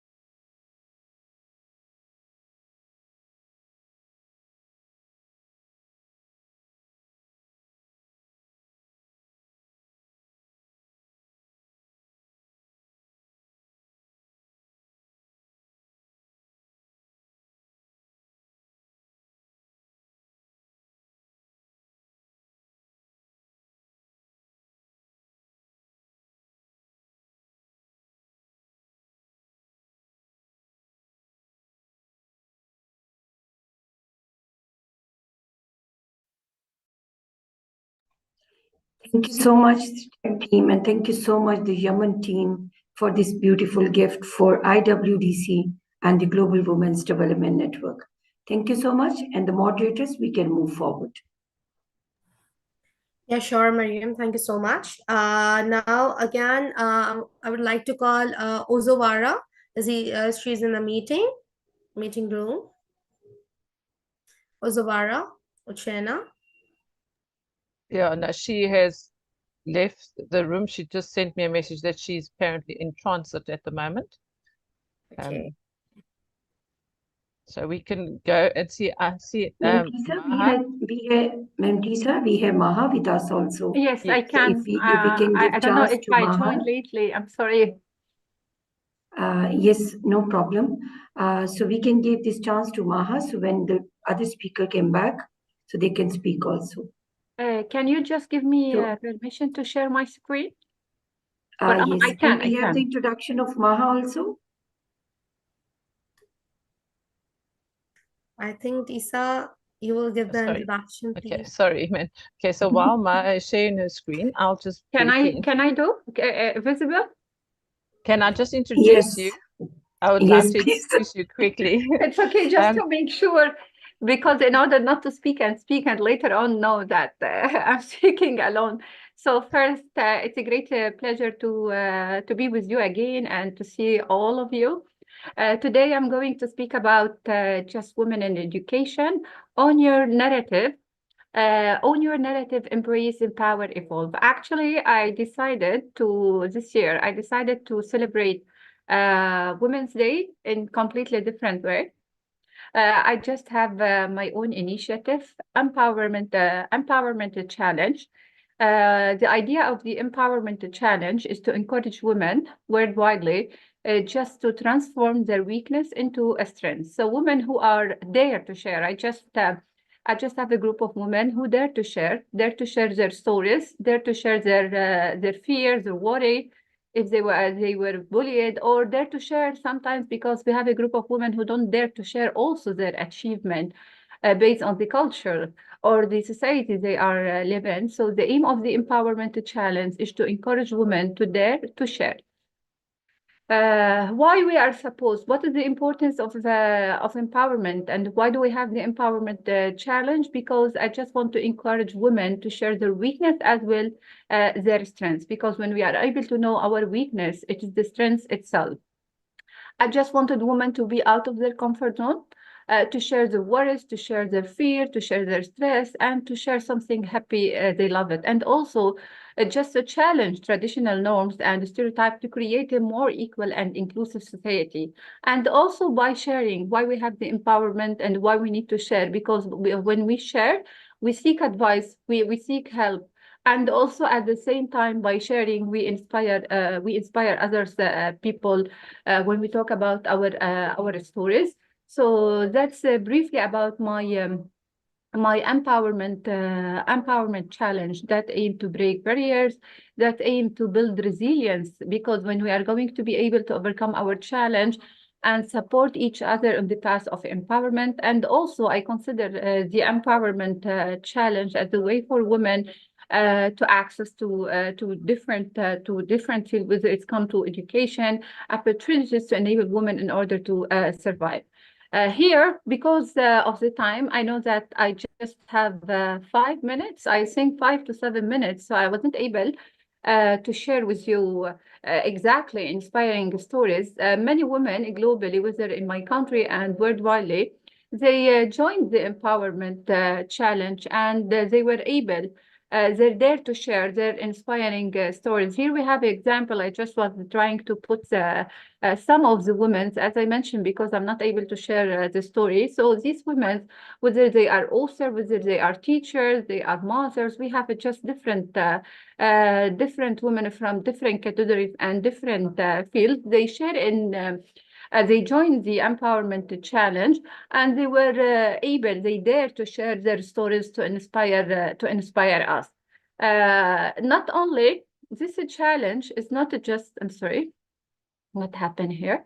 This challenge actually is not just for women worldwide. Actually, also my challenge is also took place. Many schools here in my country, they joined the empowerment challenge. So we have a big number. Still now, I have 8 schools in Lebanon. They joined the Empower Challenge, and they did. If you can see, as I mentioned, also I can include videos. I can't put it. Just I chose some pictures. So here we have some of the students with their teacher. They joined the Empowerment Challenge. The aim is to encourage the students themselves, because education is the best weapon we can do it to change the world. So through education, through school, we are supposed to teach our students how to face their weakness, how to share in case they have a certain problem. And I was surprised actually when I heard some of the stories that were shared by the students themselves, some who were bullied and they were afraid to share, some who were just doing something great, but they don't have the confidence, they don't have the good image to share. So through the Empowerment Challenge, we aim just to teach students, whether they are male and female, to speak out loudly, to be happy, to be proud of everything they do it. And also because due to the challenging situation in my country, the Empowerment Challenge also helps students to express their fear, the worry they are living in. So here we have just the brief examples about the schools that joined the Empowerment Challenge, and still we are receiving the students' work till the end of March, because we consider March as the month of empowerment, because also here we have the Child Day. So through this, I just would like from this conference that include a big number of inspiring women, I have the privilege to work with them and to attend many of their conference, to join the challenge, take the step and join my initiative in order to inspire, because when we are going to hear your inspiring message, when we are going to hear your stories, your thought, this is going to be helpful a lot. Maybe sometimes, for example, as I read many of the stories that shared with me, that sometimes just one word can make a big difference in the trajectory of our life. So in case anyone of the ladies here will have it dare to share her story, I'm going just to share the registration link and the WhatsApp group. You are more than welcome to inspire women in Women International Day. So, and finally, I just would like, because I don't want to take a lot of time, okay, I just would like to say happy Women International Day. And again, it's a great privilege to be with you, to be with a group of experts and the professional. Thank you for giving me the chance. And in case you are interested to join the challenge, as I mentioned, I will share the link. Thank you again. And that's it. I think I didn't take a lot of time.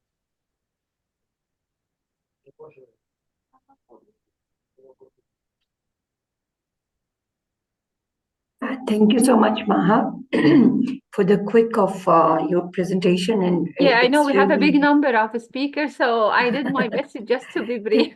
Thank you so much. Thank you so much for understanding. And thank you so much for sharing the great opportunity, especially for the young people, for the young girls especially. So everyone is available in the room watching us live, and also connecting us through various sectors. You all are welcome to join and contact with Maha, because IWDC is a networking and partnership event. So thank you so much, Maha, for joining us. Thank you. So we are moving forward, Nida. Yeah, we are moving forward to our next speaker. May I, Tisa? Yes, definitely. Okay, so our next speaker is Vanessa Jacqueline. Is she in the room? Vanessa. Yes, Vanessa is in the room. Okay, so yes, hello, Vanessa. Nida, wait for the speakers 1 or 2, 3 times. Announce their names and listen the responses, please. Sure. So kindly check Vanessa. Either she's with us or not, then we can move forward. Hi. A very good evening and very good morning to some of y'all. Yeah, hello, Anissa. How are you? Yes, ma'am, please go ahead. Vanessa, you're on Kindly mute. unmute yourself. Okay, hi. Can you all hear me? Yeah. Yes. Okay, great. Hi, I'm Vanessa, and I want to wish you all a very good morning or very good evening. Depends on which part of the world are you at. I'm actually now at Singapore, and it's about 12:50 in the morning. So let me wish you all Happy Women's International Day.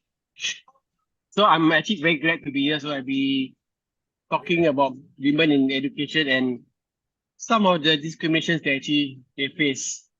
I do apologize that I do not have any presentation, but I wrote down my speech.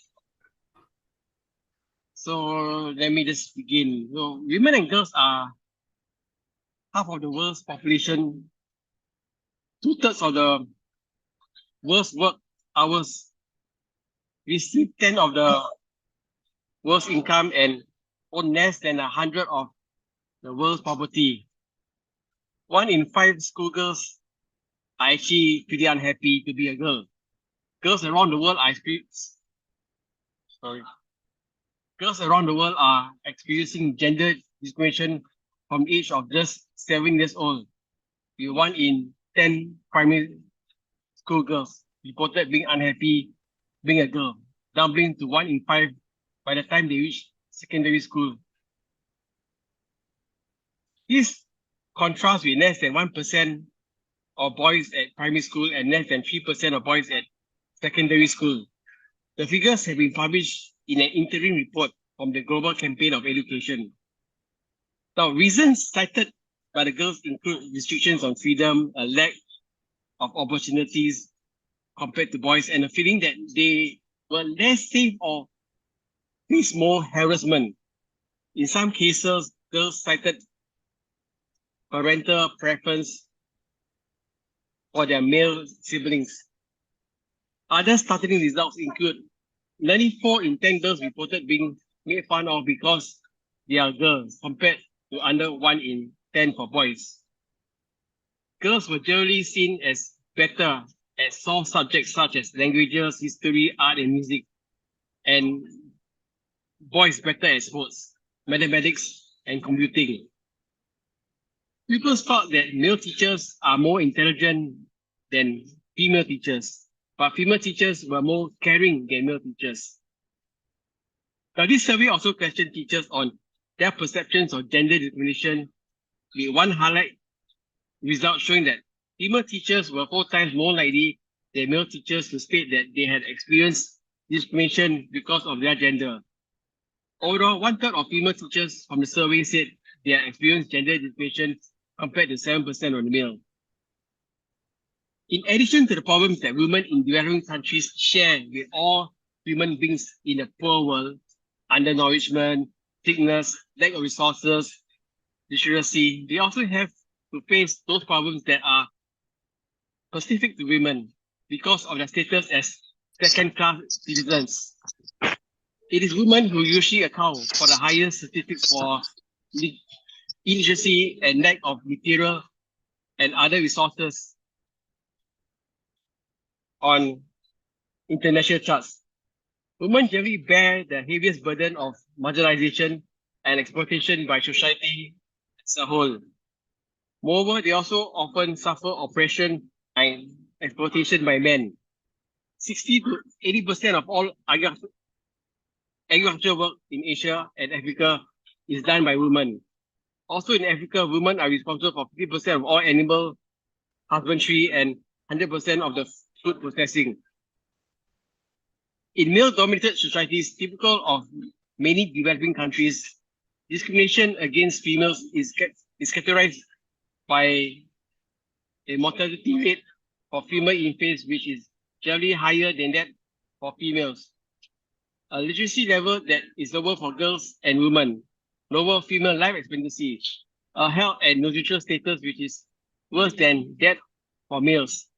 A death rate which is higher partly due to very high material mortality rates and adverse population sex ratio, lower food intake by females, lower access to healthcare, lower employment opportunities and income levels. By order of the Taliban in some of the countries that they live in, the extremist Islamic movement that controls most of the country, Afghan women are not allowed to work or go to school. That means that female doctors, with very few exceptions, cannot practice, and women who want to be doctors cannot be trained. But male doctors are not allowed to see or touch the bodies of female patients. Thus, healthcare for most women has effectively vanished. Women and girls, including babies, are dying aimlessly from illness that are left untreated. Education helps raise the social status and self-image of all humans and makes them more receptive to important new ideas for social progress. That is why women who have attended school are more likely to reject harmful traditional practices, to seek and use health services, to seek the need for more family planning, and so on. Research indicates that women with no schooling have almost twice as many children on average as those who have attended school for 7 years or more. Given this, the education of women is widely recognized as one of the critical keys in the lowering of birth rates. In addition, it has been found that a child's health is affected much more by a mother's level of education than by the father's. Demographic and health surveys in 25 developed countries show that all else being equal, even the minimum level of education for women, 1 to 3 years of schooling, can reduce child mortality by 15%, whereas a similar level of parental schooling achieves a reduction of only 6%. Countries that in 1965 had achieved near universal education for boys but less for girls had approximately twice the infant mortality rate in 1985 than countries with a smaller gap in the boy-girl education ratio. In Thailand, mothers and primary school education were 30% more likely than mothers with no education to treat childhood diarrhea with oral rehydration therapy or homemade solutions of salt, sugar, and water. This figure rose to 90% for mothers with secondary for higher education. Our countries in cooperation where appropriate with national, regional, or international organizations should ensure that essential human resources exist or be developed to undertake the integration of environment and development of various stages of decision-making and information process. To do this, they should improve education, technical training in curricula suited to country-specific conditions. This is particularly needed for young women and girls who, without any education, tend to marry at 17. With secondary education, they marry well beyond the age of 21. Since there is a direction correlation Excuse me, ma'am, between excuse me, ma'am, you have just 2 minutes remaining. Okay. So So there's a direct correlation between the educational levels and women to receive an amount of bodies they produce the education in the face of rapid population growth is urgently required.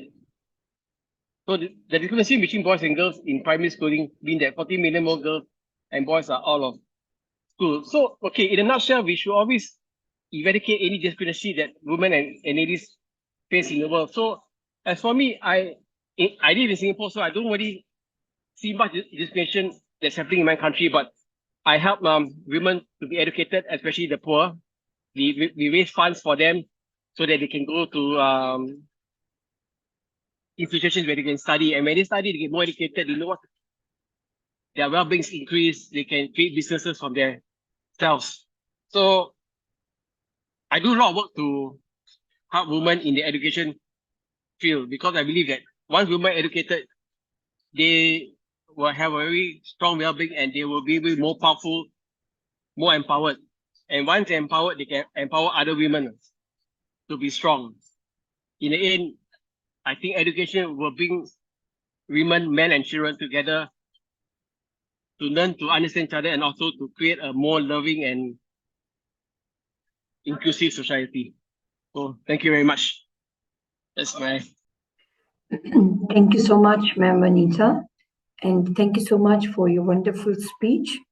And now I'm going to request, before we are moving towards the ICT sector, so I'm going to request to the tech team, kindly, can we play one song delegated from Canada? This singer, The Choice, is actually the pioneer singer of IWDC. She is, every year, she sent one song for us to tribute to all women as a contribution from her side. So thank you so much, Joyce, if you are hearing us, watching us. Thank you so much for these beautiful, beautiful songs and your great contribution on the platform. So kindly, can we hear this song, please?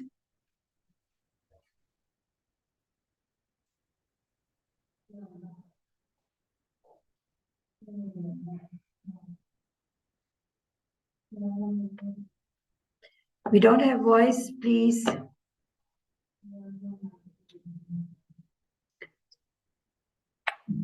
Kindly check the sound.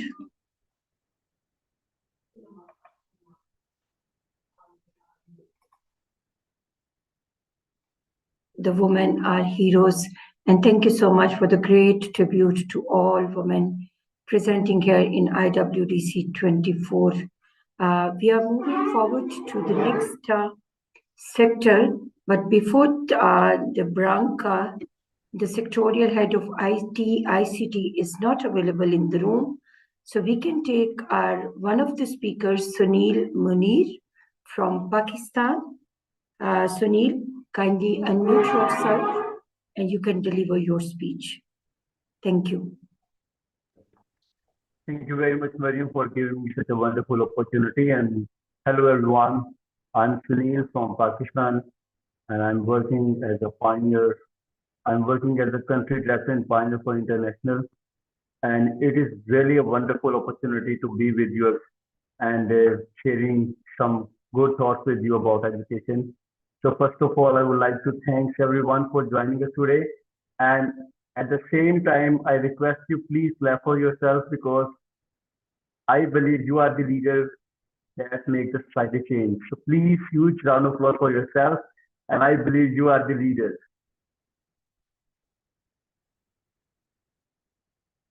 Okay, so my top topic is the value of education. So let me start the journey, my background, and I relate this to my talk. I belong to a Pakistan, and the country where we live in a minorities, and it's really hard for us to get the education. And at the same time, when my father is working as a driver, and that time getting education is really, really hard. But my mother, because in the starting, I just say that the women are the power that make change in the society. So she just asked me to get the education, and through education, you can break all the barriers, you can break all the chains. So through education, you can achieve everything. So she is the one who guide me well, and she's the one who lead me well, and she's the only one who really helped me throughout my education. And now I'm helping so many people to getting education in Pakistan. And right now, you can say that we can organize more than 300 conferences all around the Pakistan, and we help so many people, so that they get education all around the globe. So again, I'm so happy that we have a wonderful woman in our room. So they are the leaders, and I'm so happy that I'm sharing my thoughts with them. My mother is belongs to a very poor family, where the education is really hard, but she's the one who really want that I become the good leader, and she really helped me uh, to get the education and bring change in the society. So she has only one pair of gold earrings, and when I was promoted in the next class, she just um, she just rented out her gold earring so that I get the good education. So from that journey to now, it's really, really mean to me because I believe um, education is a really, really important aspect of our life. And I believe if we get the education, we can achieve everything. So through the middle class, to the lower middle class family and become the leading Pakistan billing company owner. So I believe if I can do that, you can also do that, and you can change the society if you have a belief in yourself. So this is your time to just motivate yourself, and I think the education is the only weapon you can achieve all the things through education. So my mother and my mentor really helped me to get the education, and I am the first engineer of my town, and I'm really proud of that. In the minority where I live in Pakistan, so there is a door to get the education. They just travel abroad and want to spend some time in the abroad. They don't came back in the Pakistan, but I believe if we stay in my country, if I stay in my country, then maybe I can build so many Sunil in Pakistan, and that is the big thing for me. And right now I am giving the education so many bricklaying schools, Maybe life goes like that. and even the underprivileged area where the orphans are living. So, so, so today we have a wonderful woman, and I just ask one question to all the women. Maybe they have a kids, maybe they have a brother and sisters. Why education is so important to all of them? Just raise your hand or just go randomly and just give the answer to me so that I will just tell you why women. If we have a woman, then in our home, in our society, in our office, in our college, so I think they can change everything. So please good to go and just give me answer if you want. Otherwise, I can move forward. I know I have a Mariam, I know I have a short time, so I'm just delivering my talk in a very quick way. So anyone, you are muted.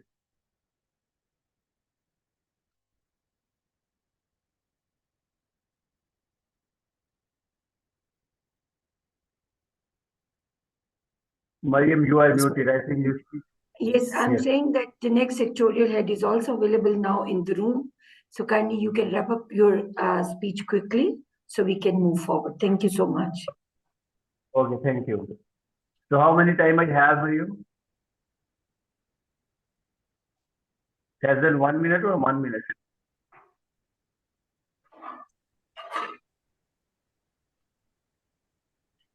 Sorry, Sunil, Yes, I you think have 1 minute. You have 1 or 2 minutes, please, to close your Okay, speech. thank you. So I'm just telling you that being a part of the national activities. So I'm just saying that we have a wonderful moment in our home. So now this is your time to just motivate the people. Through education, we can achieve everything. Through education, we can just um, have that thing that we really want in our life. And I think education is for everyone, not for the single individual. So if you want to achieve your goals, you have to work hard, and hard work is the key to success. So thank you very much. And if you have any questions, please let me know. I'm happy to answer you. Thank you so much, Sunil. And if you have any question, we can park on the chat box so you can answer in the chat rooms. Thank you so much for joining us.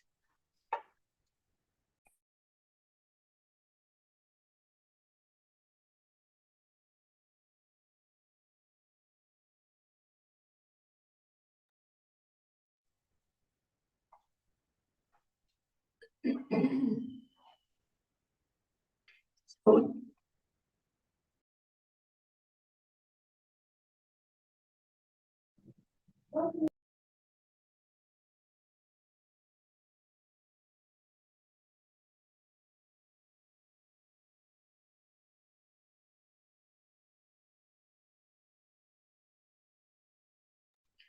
Thank you so much, Sunil.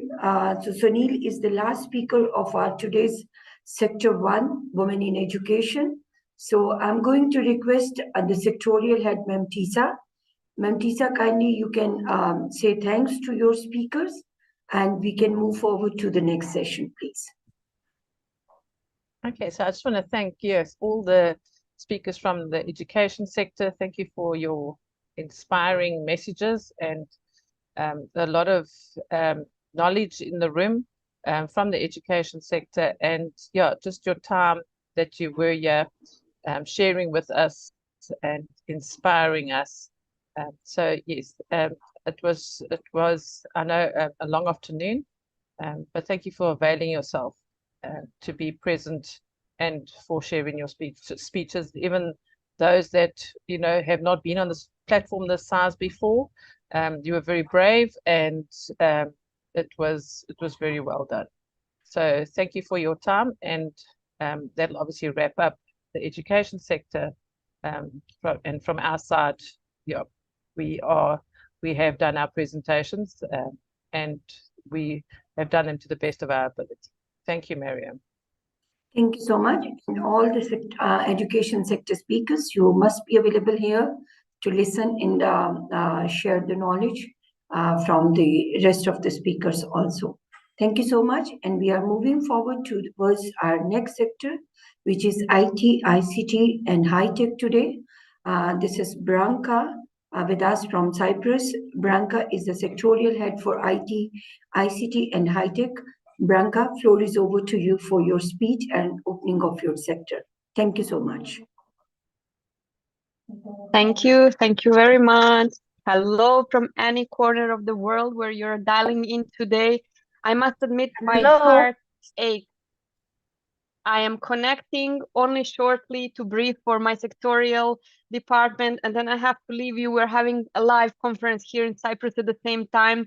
So the blood is pumping, the adrenaline is rushing, and I just want to thank all the speakers that will be going in the ICT sector. We said yesterday briefly, it's information, communication, and technology, and then high tech that is covering rapid change. And with that, my presentation today will be basically about beyond what eyes can see and ears can hear. Yeah, it's a bit of a tongue twister. Okay, and with that, let me just do the technology part, which I should have done before. And this is to put the correct hat that I'm wearing right now. So as a speaker and not just as a sectorial hat, it's good to see some smiley faces that I know from before. And I see some names that are new here. So welcome to International Women's Day Conference Initiative 2024 and beyond. We are saving women's future. We're saving our own future, one day at a time and one person at a time. So I'll be sharing my presentation, and I hope it can be as interactive as possible. The ones who know me will see that this is how I operate. And my name is Branka van der Linden. I'm coming from Cyprus, and I'll show a little bit more about me in a minute. So let me just see if I can share. Excellent. Okay. So firstly, since we are into the IT, ICT, and high tech, let's see how do we know to use this technology? We all know Zoom, right? We are all here thanks to Zoom, and that means we are using technology. So how many different countries we have now in the room? If you can type in a chat, which country are you coming from? Which flag do you see on the screen that identifies with you? My one is this one here. The island of Cyprus, Mediterranean island, third biggest one in the Mediterranean, with sunny and warm summers and very mild winters as well. Okay, in a chat, we have many, many different countries. Let me just quickly see it. Malawi, Nigeria, Pakistan, South Africa. All right, Sierra Leone, very, very nice.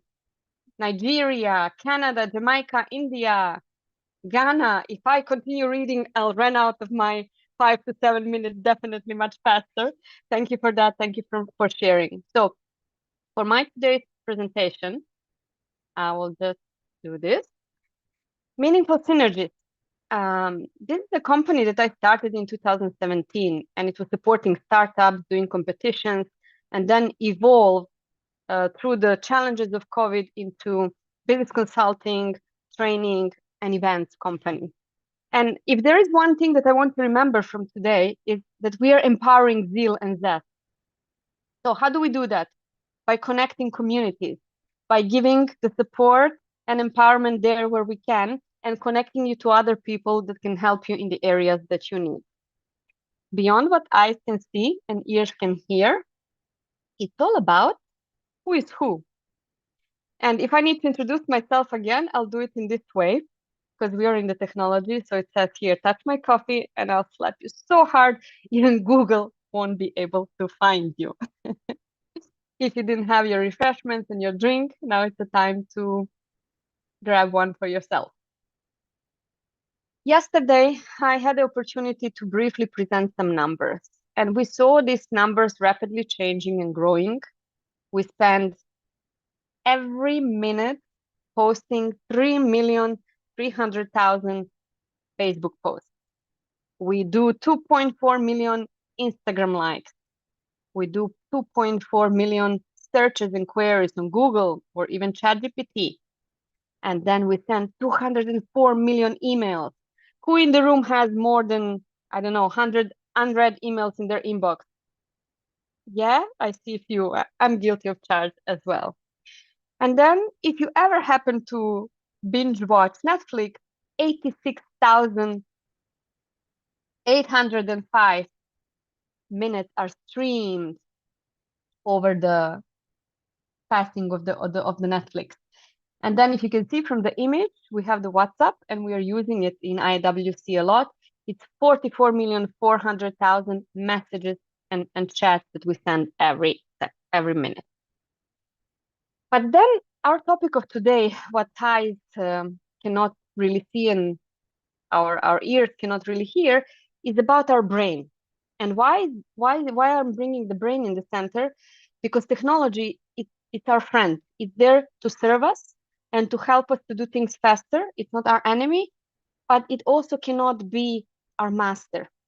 And with all these numbers that you saw, we are spending way too much time on social media and using technology, and this can be overflow for our brain.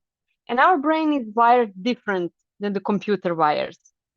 And by saying that, if you look at this image that I'm having on my screen, and we can do it very fast all together. So if you stare at this little red dot, it's right here in the middle of the nose on the photograph.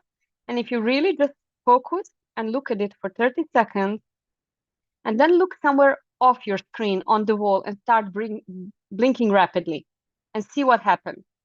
So let's count that down.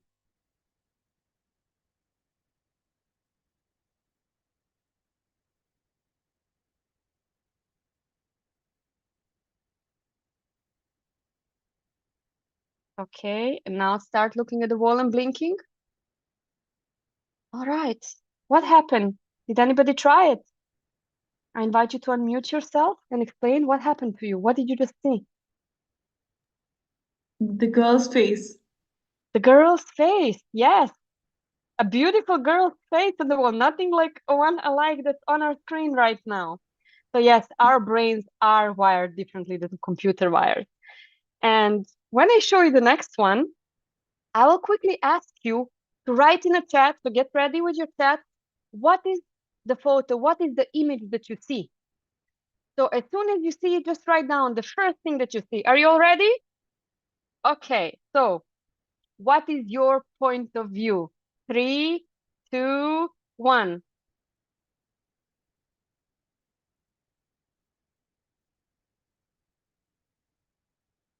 Okay, I don't see the chat moving. Quick, quick, quick, not too much thinking. A hare, yes, a rabbit or a hare. Duck and a rabbit. Oh, somebody who has lateral thinking. All right. Who else? How many of you saw a rabbit first? And how many of you saw a duck? And is there anyone in the room who didn't know what they're seeing? They just waited for the chat to get some ideas? Yeah, we can do that too. A bird. Yes, thank you. So the point of this is that when we spend too much time with technology, our brain tends to fill the gaps of what they already find familiar and acquainted with. And this is our bias. This is how we are wired to perceive things and to process the images and the sounds. There are also many other illusions and many other sound exercises we can do to see how our brain processes differently than the computer, than the AI, for example. Yes, many people saw a rabbit. All right. And then just as a closing of this part is that our brain is wired differently than a computer wires. And that is perfectly okay too. We're not expected to compete with the machines. And it's not artificial intelligence, it's artificial way to intelligence. And with that, if I can give you some gifts for today, this would be how to instantly feel better as a human being with a human connection. If it happens that you're overthinking a lot, just start writing, do a journaling. If you're tired, simply take a short nap. It has been proven by research that even 15 minutes short nap can refresh you and help you go forward in your day. If you're sad, do exercise. Physical activity helps us to really regenerate ourselves. And if you're anxious, try drawing something. Put on the paper what you think is bothering in your head. If you're lazy, and we all sometimes are, reduce the screen time. So definitely after the 5 days of IWDC, go out in the nature, connect with friends, and reduce your screen time. If you feel burned out, it's important that you look at the forest, at the nature, at the sea, something that is near to you that can ground you back to remember of what our human nature is. If we're angry, I recommend we meditate, even count slowly inside ourselves, because remember, we need to take and put us first, before the technology and before anything else. And if you're stressed, listen to the music, because this is international and it's world language that everybody understands. Mariam did fantastic jobs every year to have a new song for IWDC, and you have heard it yesterday and also in the breaks today. And there will be entertainment for you to learn from and really to relax your stress with the music. With this short introduction to the ICT sector, I would like to commend my future speakers, Rania Lambu, Nabil Timazi, Mari Musama, Nefertiti Pulampu, and many, many hours. I don't know who will be doing the moderation for the speaking session, but I can just invite you that if you're using a phone and you see the QR code on the screen, please do connect with me, reach out. In the ICT sector, we are planning on offering no cost and low cost mentorship, as well as different little online courses that can help you to embrace technology and use it to your advantage. Thank you very much, everyone. Thank you so much, Branka, for the wonderful session and engaging people, and everyone is enjoying very much. So you're always very inspiring for everyone. Thank you so much. I would love if the next moderators can raise your hand and you can take up the next sessions, please. Is Jael and the next moderators are with us?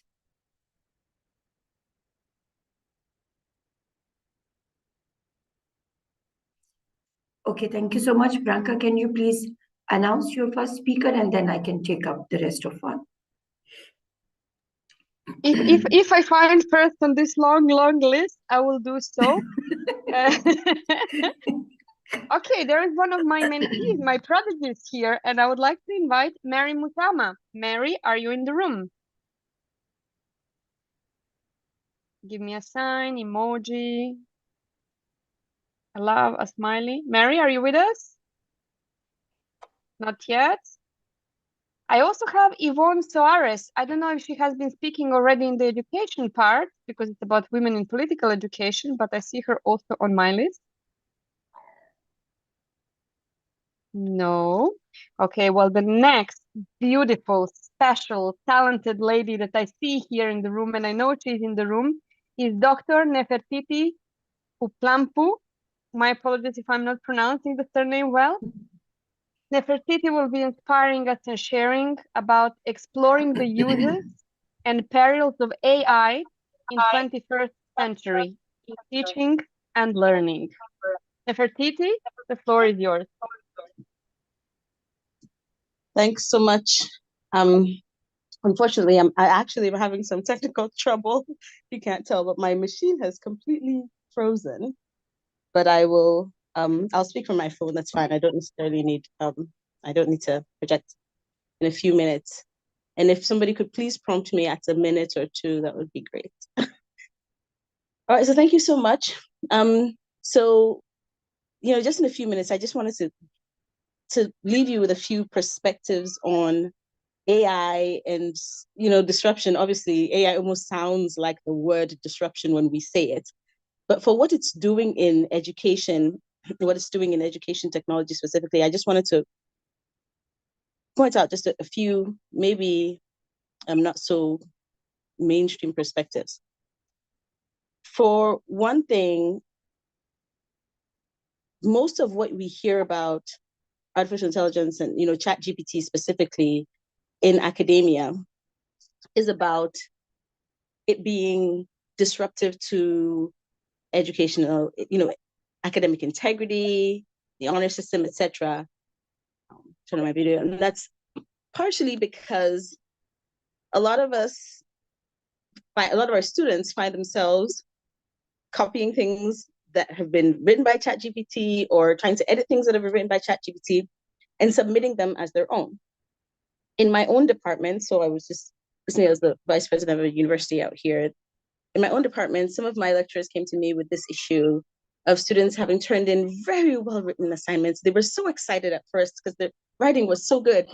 And then at some point stopped and said, wait a second, all of these students are writing really well and much better than they normally do. And so there must be a problem here, obviously. And when they came to me to talk about it, one of the discussions that we had was one that I have been screaming about as a 21st century educator. We talk a lot about how do we assess students and are we assessing the sorts of skills that are future skills? And one of the skills that is not a future skill is being able to recall facts or being able to bring up just the sorts of points that you would see in a textbook. And the reason why we don't want to do that, so sort of like Branka had said something about that earlier, is like so hard, even Google won't be able to find you, because we recognize that Google can find everything and everybody has access to Google. So why would we assess people who are going out into the real world on things that they have at their fingertips and don't need to be able to do? For some of us, it's because it's hard for us as educators to think about the fact that those are skills that we needed to be assessed on, but that our current students don't need to be assessed on. Our current students need to be assessed on their ability to synthesize these sorts of things, the critical thinking, problem solving, etc. And so we train educators to create assignments that are ChatGPT proof. We've been teaching on this for a while, when we said that Google could find all the answers, and so we shouldn't be asking them things that Google can find. People weren't as attentive as since ChatGPT showed up. So I'm just pointing out that there was a cadre of us as education trainers who are kind of excited about the fact that ChatGPT is disrupting the education space and allowing us to do more of these sorts of things. At my institute, the Institute for Advanced Teaching and Learning, and I'm just going to wing this without my slides, we basically, and you can find us on iatl.online, but we basically train educators to use learner-centered strategies in teaching that help our students to stay in that thinking space and that actual mental engagement space versus just dealing with various facts and figures. Speaking of AI again, we've also built an AI-driven tool that assesses teachers' skills in 21st century teaching and gives them feedback based on their strengths and weaknesses in 15 different areas of teaching for 21st century competencies. And so we're seeing AI, at least for those of us that are really looking to what future teaching competencies look like and strengthening our students for what's happening in the future, we're very much seeing AI as an ally that's both bringing to light the things that we've been trying to convince more and more educators in this side of the world. More authoritarian culture pushes a little bit against the student-centered model. But we've been pushing towards that more, and we're getting some help from ChatGPT because it's forcing our educators to think about what they are testing for and whether or not a student should get a complete 0 for assisted work. And then over at the Institute for Advanced Teaching and Learning, we're also using AI to assess and guide teachers. And so our tool will ask an educator some questions, give you a report that highlights your strengths and weaknesses in all 15 of the various components that we measure. And then it gives you feedback and guidance based on what you were strong in and what you were weak in. And over time, as you subscribe to the software, you gain competencies and it adapts to what you're getting better and worse at as you go along or as you're improving, etc. And you get different feedback in the software based on that. And so we're using AI ourselves, both for some of the inspiration for the visuals, etc., in the software, and for the actual work that we're doing. And so I feel like as far as education goes and technology, it is causing obviously some disruption, but I think to a very large extent, especially if we just keep looking forward, AI has been such an ally to benefit to everything that we're doing. So that was pretty much the perspective that I wanted to sort of put out there. If anyone had any questions or comments, I'm open to those. How much time did I have left? You have 1 more minute to wrap up, Nefertiti. Thank you very much for sharing that. Can you just answer a question of what AI are you using currently in your life or in your profession that can be helpful to others? What am I not using? Well, I mean, I think I'm using the more run-of-the-mill AI tools. So I use a Microsoft Designer a lot because I do a lot of visuals. Obviously, ChatGPT 3, 4. I'm lining up to look at Midjourney. I do have a background in multimedia development, so I do a lot of my own graphics for, the Institute has a card game that we designed for training teachers, and we're on the final stages of redesign, and some of these tools have been excellent in that regard. We have posters, various characters, etc., for a lot of our tools. And so mostly just ChatGPT and the visual tools around it, Midjourney, Microsoft Designer, and ChatGPT 4.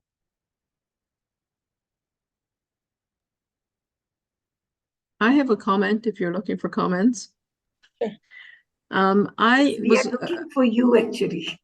Thank you so much. Regarding ChatGPT, I'm working with a number of students from engineering. And so one of the students says, "Oh, I'll help you with your marketing plan." And so I said, "Oh, great." And I had a meeting with her and outline what I think our marketing plan should include. It's very specific. So she said, "I'll write you back a concept paper." The concept paper represented nothing we talked about.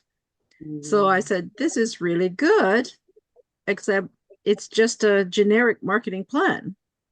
And she says, "What do you mean?" I said, "Well, it's for anything. It doesn't represent what we need to do." And one of the other male students said, "Joan, haven't you heard of ChatGPT? It's great. You can get things done faster, quicker, and it's done." And I said, "Well, that's great. And I know about ChatGPT for a couple of years now." I said, "But you still need to do the work. You still need to be specific." So in your example of your students being great writers, yes, it writes things grammatically and syntaxically and all this kind of stuff, but the specifics of the course is not there. Wouldn't that be a big giveaway? Exactly. And that's this was an excellent point, because this was as soon as the lecturer that came to me and talked about people writing all this perfect or beautifully written, which for me, because I use ChatGPT so much, I read ChatGPT when I see the language.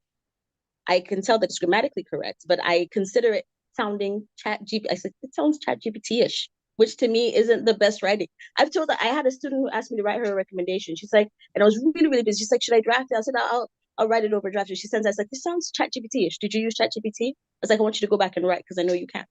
Right? Because she knows that, and this is important because where we're going is that voice, your authentic voice, can only sound like you. So as a student, what they can use it for and what they can't is now what we teach them. But that is the role of a facilitator. It's not that I'm the teacher, I'm going to hand you everything. I'm going to help you know what you can and should not do with these tools in order to actually be the excellent professional that you want to be. So I'm not necessarily going to say don't use the tool, but I'm going to tell you what you should be picking up from that tool, a certain kind of structure that maybe it can help you with, but it can't help you with everything. And by the way, your skill in being able to ask that tool to give you what you wanted is really important. So if you gave her specifications and she goes to ChatGPT and comes back with nothing like what you said, that's a 0. Why? Because you don't even know how to query ChatGPT. You have all this help and you don't even know how to ask for what you need from this. And if you can't figure that out, then you get 0 even with the tool. Yes, it should enhance what you have. Right. My ChatGPT says there is 0 time left on this counter. Thank you so much for this engaging session. I think it's very important that we have round tables with discussions of such kind, because this is what technology can do for us nowadays. I will leave it to the good hands of our President Mariam Khan, and I think the next speaker in the powerhouse coming from Greece. How many people are from Greece in the room? Let's see. This is Rania Lempu. Rania, kindly. Hello, my dear colleague. yourself. I leave you to the good hands and have fun, everyone. Thank you so much. Thank you so And much, good night. Bianca. Thank you to be with us. So we are going to call our next speaker. This is Queen Rania. Rania, are you with us? Yes, I'm here. Yes. Thank you so much, and kindly unmute yourself. Yes. Am I audible now? Yes. Yes. Okay. Thank you. Warm greetings from Greece. I would like to convey all my warm congratulations to all organizers for this wonderful event. I'm very happy and honored to be here invited today. I would like to share my personal experience in what is happening here in Greece in the Greek Ministry of Education, where I'm working recently. At the Directorate of Educational Technology and Innovation, I was assigned as a committee, a project team collaborator of the Gender Action Plan 2023-2026 in Greece. We would say that this action plan is quite ambitious and very challenging at the same time. We'll try to set out organizational priorities for addressing gender equality, for identity activities and monitoring plans. And we include one observatory which will be assigned to implement the plan through various initiatives. Actually, when we started all this project, we had many women in the working women in the Greek Ministry of Education, but also in other public sectors, who expressed their interest about programs concerning mental health and burnout. This is what I wanted to share. And of course, many women who lack digital skills and also would like to upgrade this part of technological skills. So we try to, what we're doing now is to study the policies about gender equality, what is happening in Greece, in order to design other programs about awareness, mentoring, coaching, guidance, and we try to establish bridges between various institutions on the national level. Another issue here is what we try to design diversity and inclusion training strategies in order to create an inclusive working environment with increasing cultural, social, racial, and gender awareness. Apart from this now, apart from the ministry, I'm collaborating with the Greek Astronomy Space Company, and I'm very happy because we launched the setup of 4 coding clubs and astronomy STEM workshops for girls in the outskirts of Athens and suburbs, remote areas of Athens here in Greece. All these courses are for free. These after-school clubs are addressed to high school age girls who are coming from a low socioeconomic background and emphasize the digital competence as, of course, a tool for power, for success and empowerment in society, and focus, of course, on collaboration and community building. And culturally, appropriate learning activities. So with clubs, we try to help young girls to learn beginning computer programming, to learn about AI, and these workshops, of course, are provided by female role models from within the communities. And at the same time, it's very important that we try to offer workshops for parents to share information, ideas on how families can support the child's access to STEM opportunities. Because it's very, very important to promote public awareness to parents about how they can encourage daughters as much as their sons in math and science, supporting learning opportunities and positive messages about their abilities, to raise awareness that girls and women are as capable as boys. So our main objective here is what we're trying to do is through these courses, we try to build motivation in girls by developing digital science skills at an early age, early childhood, if it's possible, expand family understanding of STEM education opportunities, expand after school and summer opportunities for girls, and designing also some summer camps for girls for STEMs for the children of employees in the Greek ministry for the summer, and provide training opportunities for STEM teachers. Of course, the girls and families showed great enthusiasm immediately when we announced this project, and because actually what we're trying to do is to offer young girls opportunities to master essential computer science concepts, and of course to help them be creative. But I want to share something, if Branka is here.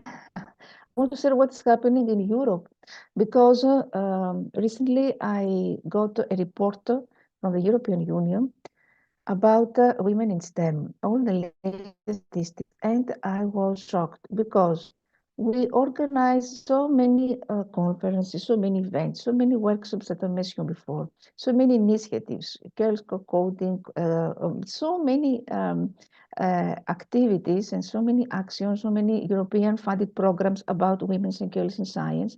And still the reports show that the number of women in STEM is decreasing, especially in ICT. The same happens in Greece also. We have a 10% decrease. How is it possible? Actually, it's a paradox.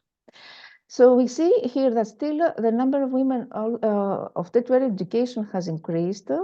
The women who are studying education, health and science has remained relatively stable. For engineering is hardly changed, actually it's 25%, and in ICT is decreasing. What was the interpretation of the European Union was that still all these perceptions, actually these statistics show the persistence of gender stereotypes still in education. It is shocking for me also, and the European Union asked us some suggestions, because they actually they focus a lot about these stereotypes about the male-dominated cultures, the lack of female role models, and the leaky pipeline phenomenon that girls and women who are choosing STEM courses in greater numbers, at first they fall away as they move up the ladder. And of course, there are all these factors of pregnancy or parenting that play some part. In general, women, I think, they still feel unwelcome in the domain of science and the ICT. So what we try to do is to, all the member states here try to should align employment offers to the relevant principles of social rights, ensuring the quality of treatment opportunities between women and men in all areas. We see also in the domain of science, for research also. You search about women in research in ICT, you can see that the reviewers, for instance, give you an example, reviewers tend to give positive comments on scientific papers in which men are the first author. There is also a disproportionate number of citations to studies written by female scientists, and fewer award nominations and collaboration opportunities for women still. So by concluding, I want to say that gender equality is not a moral imperative. It's a key factor in creating stronger, more sustainable and more inclusive economies, arousing the motivation of interest of girls and young women in STEM areas at all levels of education and training, particularly in higher education, vocational technical education also in university continues to be one of the greatest challenges for education training systems. I thought that there was a progress, but I saw you, for instance, the report, the statistics that obviously we don't make a progress. And this is important because female participation will improve the response to labor market needs. That ultimately, economic and social development of countries will be fostered. Thank you very much for this opportunity. Thank you so much, dear Rania, for your wonderful talk. Is anyone want to ask question to Rania?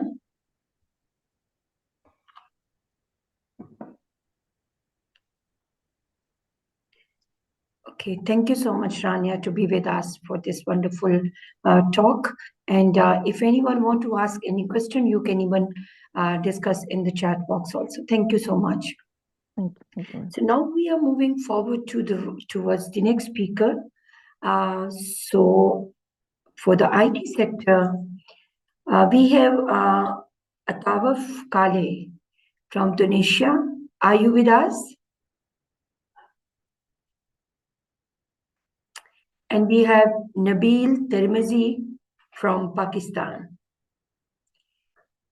The both speakers, are you with us?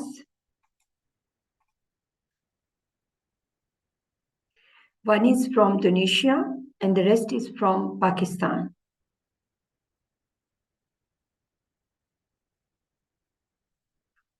Okay, thank you so much. And for this wonderful discussion on the IT sector, we are moving forward with a little break of 5 to 10 minutes to starting our next sector, which is women in community services. So we will be right back after 10 minutes with a quick break and we will joining soon. Thank you so much.